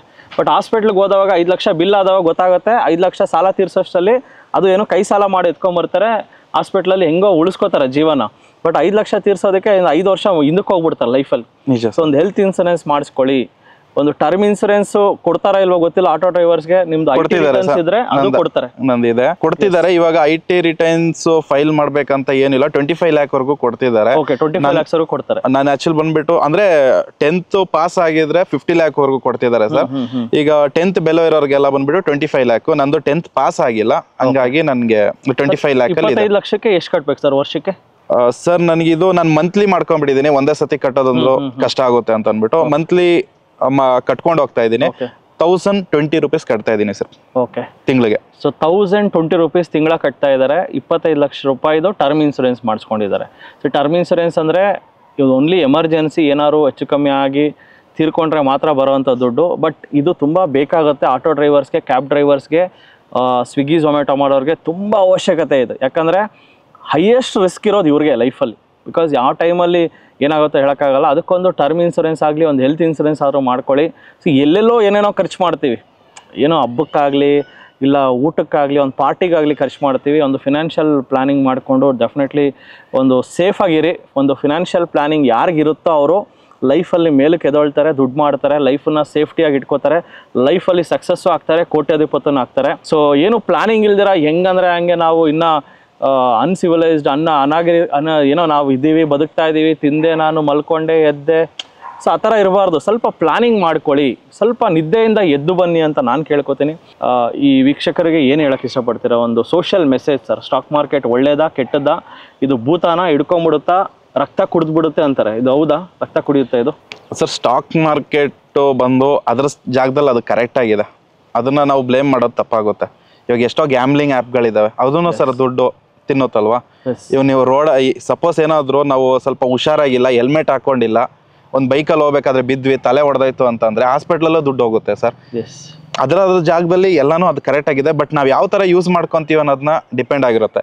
ಸೊ ನಮ್ಮ ಮಿಡಲ್ ಕ್ಲಾಸ್, ಲೋವರ್ ಮಿಡಲ್ ಕ್ಲಾಸಲ್ಲಿ ಮೇಯ್ನಾಗಿ ಪ್ರಾಬ್ಲಮ್ ಮಾಡ್ಕೊತಿರೋದು, ನನ್ನ ಪರ್ಸ್ನಲ್ ಅನುಭವ ಪ್ರಕಾರ ನಾನು ಹೇಳ್ತಿರೋದು, ಜಾಸ್ತಿ ಚಟಕ್ಕೆ ಸರ್ ಬೀಳ್ತಾರೆ. ಅವ್ರಿಗೆ ಈ 500,000 ಅಂದಿದ ತಕ್ಷಣ ಏನೋ ದೊಡ್ಡ ಅಮೌಂಟ್ ಕಾಣಿಸುತ್ತೆ. ಅಂದರೆ ಅದು ಇನ್ವೆಸ್ಟ್ಮೆಂಟ್ ಮಾಡಬೇಕಾ, ಅದು ಸಿಗುತ್ತೋ ಇಲ್ವೋ, ಎಲ್ಲರಿಗೂ ಶಾರ್ಟ್ ಕಟ್ ವೇನೇ ನೋಡ್ತಿರೋದು. ಆ ಥರ ಆಗೋದಿಲ್ಲ. ಆ ಥರ ಯಾರೆಲ್ಲ ಶಾರ್ಟ್ ಕಟ್ ವೇ ನೋಡಿದ್ದಾರೆ, ಎಷ್ಟೆಷ್ಟೋ ಬ್ಯಾಂಕ್ಗಳಲ್ಲೇ ಕೆಲವೊಂದು ಇದರಲ್ಲೆಲ್ಲ ಅಮೌಂಟ್ನ ಹಾಕಿ ಯಾವುದೋ ಚಿಟ್ ಫಂಡಲ್ಲಿ ಹಾಕ್ಬಿಟ್ಟು ಎಲ್ಲ ಎತ್ಕೊಂಡು ಓಡೋಗ್ಬಿಟ್ಟಿದ್ದಾರೆ. ಅಂಥವ್ರನ್ನೆಲ್ಲ ತುಂಬ ಈಸಿಯಾಗಿ ನಂಬ್ತಾರೆ. ಬಟ್ ಏನಂತಂದರೆ ಇದು ಸ್ವಲ್ಪ ಸ್ಲೋ ಪ್ರೋಸೆಸ್ ಇದೆ. ಬಟ್ ಏನಂದರೆ 100% ನನಗೆ ವರ್ಕ್ ಆಗಿದೆ, ನನಗಾಗಿದೆ ಸರ್. ಇನ್ನೊಬ್ಬರು ಏನೇ ಹೇಳ್ಬೋದು ಹಂಗೆ ಹಿಂಗೆ ಅಂತ ಅಂದ್ಬಿಟ್ಟು, ಅದು ಅವ್ರಿಗೆ ಬಿಟ್ಟಿದ್ದು. ಬಟ್ ಏನಂತಂದರೆ ನೀವು ಒಂದು ಸ್ಟಾಕ್ ಮಾರ್ಕೆಟ್ನ ಗ್ಯಾಮ್ಲಿಂಗ್ ರೀತಿಯಲ್ಲಿ ತಗೋಬಾರ್ದು, ಒಂದು ಬಿಸ್ನೆಸ್ ರೀತಿಯಲ್ಲಿ ತಗೋಬೇಕು. ಅದಕ್ಕೆ ನೀವು ಯಾವ ಥರ ನೀವು ರೆಸ್ಪೆಕ್ಟ್ ಕೊಡ್ತಾರೆ. ಇವಾಗ ನನ್ನ ಆಟೋಗೆ ನಾನು ಬೆಳಗ್ಗೆ ಎದ್ದಂಗೆ ಕೈ ಮುಕ್ಕೊಂಡು, ದೇವ್ರ ಕೈ ಮುಕ್ಕೊಂಡು ಹೆಂಗೆ ನಾನು ಬರ್ತೀನಿ, ಅದೇ ಥರನೇ ಒಂದು ಹೂಡಿಕೆ ಸ್ಟಾಕ್ ಮಾರ್ಕೆಟಲ್ಲಿ ಕೂಡ ಅವರೊಂದು ನೋಡಪ್ಪ ನನ್ನ ಫ್ಯೂಚರು, ನನ್ನ ಮಕ್ಳಿಗೋ ನನಗೋ ಇಲ್ಲ ನನ್ನ ಒಂದು ವಯಸ್ಸಾದ್ಮೇಲೆ ಏನೋ ಒಂದು ಓಡಾಡ್ಕೊಂಡು ಸ್ವಲ್ಪ ಏನೋ ಖರ್ಚು ಮಾಡ್ಕೊಂಡು ಅನ್ನೋ ಲೆಕ್ಕಾಚಾರದಲ್ಲಿ ಸರ್ ಒಂದು ಅಂದರೆ ಅವ್ರಿಗೆ ಒಂದು ಅನುಭವ, ಒಂದು ಸರ್ ಒಂದು ಫೀಲಿಂಗೋಸ್ಕರ ಅವ್ರು ಮಾಡ್ಕೋಬೋದು. ಮೇಯ್ನ್ ಅಪ್ಪ ಏನಂತಂದರೆ ಗೋಸ್ಕರ ಮಾಡ್ಕೋಬೇಕು. ನಮ್ಮ ಫೀಲ್ಡಲ್ಲಿ ಇರೋರು ತುಂಬ ಜನಕ್ಕೆ ಸ್ವಲ್ಪ ಚಟಗಳು ಜಾಸ್ತಿ. ನಮ್ಮಲ್ಲಿ ನಮ್ಮ ಆಟೋ ಡ್ರೈವರ್ಗಳಿಗೆ ಏನಂತಂದರೆ ಈ ಗ್ಯಾಮ್ಲಿಂಗ್ ಸ್ವಲ್ಪ ಅಪ್ಲಿಕೇಶನ್ನ 100 ಹಾಕಿದ ತಕ್ಷಣ 500 ತೋರಿಸೋದು, ಈ ಥರ ಎಲ್ಲ ತುಂಬ ಪ್ರಮೋಟ್ ಮಾಡೋರು ಇರ್ತಾರೆ. ಅದಕ್ಕೆ ಕಡೆಗೆ ಜಾಸ್ತಿ ಹೋಗ್ತಾರೆ. ಮತ್ತು ಕುಡಿಯೋದು, ಇದರಲ್ಲೆಲ್ಲ ಸ್ವಲ್ಪ ಅದನ್ನೆಲ್ಲ ನೀವು ಉಳಿಸ್ಕೊಬಿಟ್ರೆ ದುಡ್ಡನ್ನ ನಾವು ಸ್ಟಾಕ್ ಮಾರ್ಕೆಟಲ್ಲಿ ಅಲ್ಲೇ ದುಡ್ಡು ಮಾಡ್ಕೋಬೋದು ಅನ್ನೋದು ನನ್ನ ಅನಿಸಿಕೆ ಸರ್. ಅದ್ರ ಜೊತೆಗೆ ಹೇಳ್ಬೇಕು ಅಂತಂದರೆ ಈ ಕುಡಿಯೋದು ಬಂದ್ಬಿಟ್ಟು ನಮ್ಮಂಥವ್ರಿಗೆ ಅಲ್ವೇ ಅಲ್ಲ ಅಂತ ನನ್ನ ಅನಿಸಿಕೆ. ಯಾಕಂದರೆ ಆರೋಗ್ಯನೂ ಕೆಡುತ್ತೆ, ದುಡ್ಡು ನಾವು 1 ರೂಪಾಯಿನೂ ಉಳಿಸೋದಿಲ್ಲ. ಇದೇ ಥರ ತುಂಬ ಪ್ರಾಬ್ಲಮ್ಗಳಿದಾವೆ ಸರ್. ಹೇಳ್ತಾ ಹೋದರೆ ತುಂಬ. ಫೈನಲಿ ನಾನು ಕನ್ಕ್ಲೂಡ್ ಮಾಡೋಕ್ಕೆ ಇಷ್ಟಪಡ್ತೀನಿ. ಸೊ ಯಾರ್ಯಾರು ಒಂದು ಕೆಳವರ್ಗದಲ್ಲಿ ಸಮಾಜ, ಅದೊಂಥರ ಸಮಾಜ ಸೇವೆನೇ ಆಟೋ ಡ್ರೈವಿಂಗ್ ಅನ್ನೋದು. ಇದೇನು ಅದು ಈಸಿ ಕೆಲಸ ಅಲ್ಲ. ತುಂಬ ಕಷ್ಟಪಟ್ಟು ನೀವು ಆಟೋ ಓಡಿಸಿ ಒಂದು ವ್ಯಕ್ತಿನ ಒಂದು ಪ್ಲೇಸಿಂದ ಇನ್ನೊಂದು ಪ್ಲೇಸಿಗೆ ಸೇಫಾಗಿ ಕರ್ಕೊಂಡು ಹೋಗ್ಬಿಡ್ತೀರಾ. ಜೊತೆಗೆ ಎಷ್ಟೋ ಸತಿ ನಾನು ನೋಡಿದ್ದೀನಿ ಗರ್ಭಿಣಿಯರಿಗೆ ಸ್ವಲ್ಪ ಉಚಿತವಾಗಿ ಸೇವೆ ಕೊಡೋರು ಇದ್ದಾರೆ. ಎಷ್ಟೋ ಸತಿ ಪಾಪ ದುಡ್ಡಿಲ್ಲ ಅಂದ್ರೂ ಕಡಿಮೆ ರೇಟಿಗೆ ಸಹ ನೀವು ಓಡಿಸಿರ್ತೀರ. ಸೊ ಇಷ್ಟೆಲ್ಲ ಕಷ್ಟಪಟ್ಟು ಒಂದು ಸಮಾಜ ಸೇವೆ ಮಾಡ್ತಾ ಇದ್ದೀರಾ. ನಿಮಗೆ ನೀವು ಸ್ವಲ್ಪ ಆದರೂ ಸೇವೆ ಮಾಡ್ಕೊಳ್ಳಿ. ಅಟ್ಲೀಸ್ಟ್ ನಿಮ್ಮ ಫ್ಯಾಮಿಲಿ, ನಿಮ್ಮ ಹೆಂಡತಿ ಮಕ್ಕಳಿಗೋಸ್ಕರ ಅದು ಸ್ವಲ್ಪ ಬದುಕಿ ಅಂತ ಹೇಳ್ತಾ ಇದ್ದೀನಿ. ಬರೀ ಬೇರೆಯವ್ರಿಗೆ ಬದುಕಿದ್ದಾಯಿತು, ನಿಮಗೋಸ್ಕರ ಏನಾದ್ರು ಮಾಡ್ಕೊಳ್ಳಿ. ದಿನಕ್ಕೊಂದು 50 ರೂಪಾಯಿ ನಿಮಗೋಸ್ಕರ ಹೂಡಿಕೆ ಮಾಡಿ. ಖರ್ಚು ಮಾಡೋದೇ ಅಲ್ಲ, ಸುಮ್ಮನೆ ಏನೇನಕ್ಕೋ ಖರ್ಚು ಮಾಡ್ತೀರಾ. ಹೂಡಿಕೆ ಸ್ಟಾರ್ಟ್ ಮಾಡಿ, ಎಲ್ಲರಿಗೂ ಒಳ್ಳೇದಾಗುತ್ತೆ. ಸೊ ಇದ್ರ ಬಗ್ಗೆ ಒಂದು ರೆವಲ್ಯೂಷನ್, ಒಂದು ಕರ್ನಾಟಕದಲ್ಲಿ ಕ್ರಾಂತಿ ಮಾಡ್ತಾ ಇದ್ದೀವಿ TD ಸಂಸ್ಥೆಯವರು. ಸೊ ಕರ್ನಾಟಕದಲ್ಲಿ ಇವತ್ತು ಇಷ್ಟು ಬ್ರಾಂಚ್ಗಳನ್ನು ಮಾಡಿ ಪ್ರತಿ ಭಾನುವಾರ ಫ್ರೀ ವರ್ಕ್ಶಾಪ್ ಮಾಡ್ತಾ ಇದ್ದೀವಿ. ಸೊ ನೀವು ಜಸ್ಟ್ ನಮಗೋಸ್ಕರ ಒಂದು 3 ಗಂಟೆ ಟೈಮ್ ಕೊಡಿ, ಬನ್ನಿ. ರಾಜಾಜಿನಗರ ಇದೆ, JP ನಗರ ಇದೆ, ಯಲಹಂಕ ಇದೆ, ಎಲೆಕ್ಟ್ರಾನಿಕ್ ಸಿಟಿ, ವೈಟ್ಫೀಲ್ಡ್, ಹುಬ್ಬಳ್ಳಿ, ಮೈಸೂರು, ಮಂಗಳೂರು, ದಾವಣಗೆರೆ, ಕಲಬುರಗಿ, ಎಲ್ಲ ಕಡೆ ನಮ್ಮ ಬ್ರಾಂಚಸ್ ಇದೆ. ಸೊ ಬಾಲಕೃಷ್ಣ ಅವರೇ, ನೀವು ಸಹ ನಮ್ಮ ಸಂಸ್ಥೆಗೆ ಬರಬೇಕು. ಆ್ಯಂಡ್ ಬಾಲಕೃಷ್ಣ ಥರ ತುಂಬ ಆಟೋ ಡ್ರೈವರ್ಸ್ಗಳು ಸ್ಟಾಕ್ ಮಾರ್ಕೆಟ್ಗೆ ಬಂದು ಸಣ್ಣ ಪುಟ್ಟ ಹೂಡಿಕೆ ಮಾಡಿ ನಿಮ್ಮ ಲೈಫ್ ಒಳ್ಳೇದಾಗುತ್ತೆ. ಆ್ಯಂಡ್ ಬಾಲಕೃಷ್ಣ ಅವರಿಗೆ ನಮ್ಮ TD ಸಂಸ್ಥೆ ಮುಖಾಂತರ ನಾನು ತುಂಬ ಧನ್ಯವಾದ ಹೇಳ್ತಾ ಇದ್ದೀನಿ. ನಮ್ಮ ಸಂಸ್ಥೆಗೆ ಯಾವಾಗಾದರೂ ಬನ್ನಿ, ನಮ್ಮ ತರಬೇತಿಗಳನ್ನು ಉಚಿತವಾಗಿ ಪಡ್ಕೊಳ್ಳಿ. ನಾವು ನಿಮಗೆ ನಮ್ಮ ಕೋರ್ಸು ಏನು very important course, gold course ಅಂತ ಕರೀತಾರೆ, ಅದನ್ನು ಸಾವಿರಾರು ಜನ ಬಂದು ಕಲಿತಾರೆ ಸರ್. ನೀವು ಯಾವಾಗಾದ್ರು ಫ್ರೀ ಟೈಮ್ ಇದ್ದವಾಗ ಯಾವಾಗಾದ್ರು ಬಂದು ಸ್ವಲ್ಪ ಹೂಡಿಕೆಗಳ ಬಗ್ಗೆ ಇನ್ನೂ ಸ್ವಲ್ಪ ಆಳವಾಗಿ ತಿಳ್ಕೊಳ್ಳಿ. ಆಲ್ರೆಡಿ ನೀವು ತುಂಬ ತಿಳ್ಕೊಂಡಿದ್ದೀರಾ, ನಿಮ್ಮ ನಾಲೆಡ್ಜ್ ಅಪಾರವಾಗಿದೆ. ಬಟ್ ಇನ್ನೂ ಅದನ್ನು ಬೆಳೆಸ್ಕೊಳ್ಳಿ. ಬಿಕಾಸ್ ಲೈಫ್ ಲಾಂಗ್ ನಾವು ಕಲಿಯೋದಂತೂ ಇದ್ದೇ ಇರುತ್ತೆ. ನಾನು ನಿಮ್ಮ ಹತ್ರ ಕಲಿಯೋದು ತುಂಬ ಇದೆ. ಆ್ಯಂಡ್ ಡೆಫಿನೆಟ್ಲಿ ನೀವು ಕಲಿಯೋದು ತುಂಬ ಇರುತ್ತೆ. ಸೊ ಇವತ್ತು ಸಹ ಬಾಲಕೃಷ್ಣ ಅವರು ಕಲಿತಾನೇ ಇದ್ದಾರೆ. ಫ್ರೀ ಟೈಮಲ್ಲಿ ನಾವು ಏನೇನೋ ರಮ್ಮಿ ಸರ್ಕಲ್ಲು ಅವು ಇವು ಆಡಿ ಲೈಫ್ ಹಾಳು ಮಾಡ್ಕೊಳ್ಳೋ ಬದಲು ಅವರು ಶೇರ್ ಟ್ರೇಡಿಂಗಲ್ಲಿ ಹೂಡಿಕೆಗಳು ಮಾಡಿಕೊಂಡು ಲೈಫ್ನ ಕಟ್ಕೊಂಡಿದ್ದಾರೆ. ಎಲ್ಲರಿಗೂ ಒಳ್ಳೇದಾಗಲಿ. ಜೈ ಹಿಂದ್, ಜೈ ಕರ್ನಾಟಕ. ನಮಸ್ಕಾರ. ನಮಸ್ತೆ ಕರ್ನಾಟಕ. ನಮ್ಮ ಕೋರ್ಸಸ್ ಚೆನ್ನಾಗೋದು ವೆರಿ ಸಿಂಪಲ್. 7 ಬ್ರಾಂಚಸ್ ಇರುತ್ತೆ. ರಾಜಾಜಿನಗರ, JP ನಗರ, ಯಲಹಂಕ, ಹುಬ್ಬಳ್ಳಿ, ಮೈಸೂರು, ಕಲಬುರಗಿ, ಜೊತೆಗೆ ವೈಟ್ಫೀಲ್ಡ್. ಸೊ ನಿಮ್ಮ ಯಾವ ಬ್ರಾಂಚ್ ನಿಮಗೆ ನಿಯರೆಸ್ಟ್ ಆಗುತ್ತೋ ಈ ಕೆಳಕಂಡ ನಂಬರ್ಗೆ ಕರೆ ಮಾಡಿ ಮೊದಲೇ ಸೀಟ್ ಬುಕ್ ಮಾಡ್ಕೊಂಡು ಬನ್ನಿ. Most of the time housefull ಆಗಿರೋದ್ರಿಂದ ಜಸ್ಟ್ 500 ರೂಪೀಸ್ ಪೇ ಮಾಡಿ ಸೀಟ್ ಬುಕ್ ಮಾಡ್ಕೊಂಡು ಬರೋದು ತುಂಬ ಒಳ್ಳೆಯದು. 3 ಡೇಸ್ ವರ್ಕ್ಶಾಪ್ ಇರುತ್ತೆ, ಶುಕ್ರವಾರ, ಶನಿವಾರ ಆ್ಯಂಡ್ ಭಾನುವಾರ. ಸೊ ಶುಕ್ರವಾರ 10 ಗಂಟೆಯಿಂದ 2 ಗಂಟೆ, ಶನಿವಾರ 10 ಗಂಟೆಯಿಂದ 5 ಗಂಟೆ, ಭಾನುವಾರ 10 ಗಂಟೆಯಿಂದ 5 ಗಂಟೆ. ಸೊ ಯಾರ್ಯಾರು ನಮ್ಮ ಬ್ರಾಂಚಸ್ಗೆ ಬರೋಕ್ಕಾಗ್ತಲ್ವೋ TD ಅಕಾಡೆಮಿ ಆ್ಯಪನ್ನು ಡೌನ್ಲೋಡ್ ಮಾಡಿ. ಪ್ಲೇಸ್ಟೋರ್ ಹಾಗೂ ಆ್ಯಪಲ್ ಸ್ಟೋರಲ್ಲಿ ಸಿಗುತ್ತೆ. ಅಲ್ಲಿ ಡೌನ್ಲೋಡ್ ಮಾಡಿ ನಮ್ಮ ಕೋರ್ಸಸ್ಗಳನ್ನು ಫ್ರೀಯಾಗಿ ನೋಡ್ಬೋದು. ಸೊ ಈ ಕೂಡಲೇ TD ಅಕಾಡೆಮಿ ಆ್ಯಪನ್ನು ಡೌನ್ಲೋಡ್ ಮಾಡಿ. ಡೆಫಿನೆಟ್ಲಿ ನಿಮಗೆ ಸ್ಟಾಕ್ ಮಾರ್ಕೆಟ್ ನಾಲೆಜ್ ತುಂಬ ಇಂಪ್ರೂವ್ ಆಗುತ್ತೆ. ಬನ್ನಿ ಸಿಗೋಣ ಇದೇ ಶುಕ್ರವಾರ ನಮ್ಮ ಕೋರ್ಸ್ನಲ್ಲಿ ಡೈರೆಕ್ಟಾಗಿ ಫೇಸ್ ಟು ಫೇಸ್. ನಮಸ್ತೆ ಕರ್ನಾಟಕ. ಸೊ ಸ್ಟಾಕ್ ಮಾರ್ಕೆಟ್ ಬಗ್ಗೆ ನಿಮಗೆ ಗೊಂದಲವಿದೆಯಾ?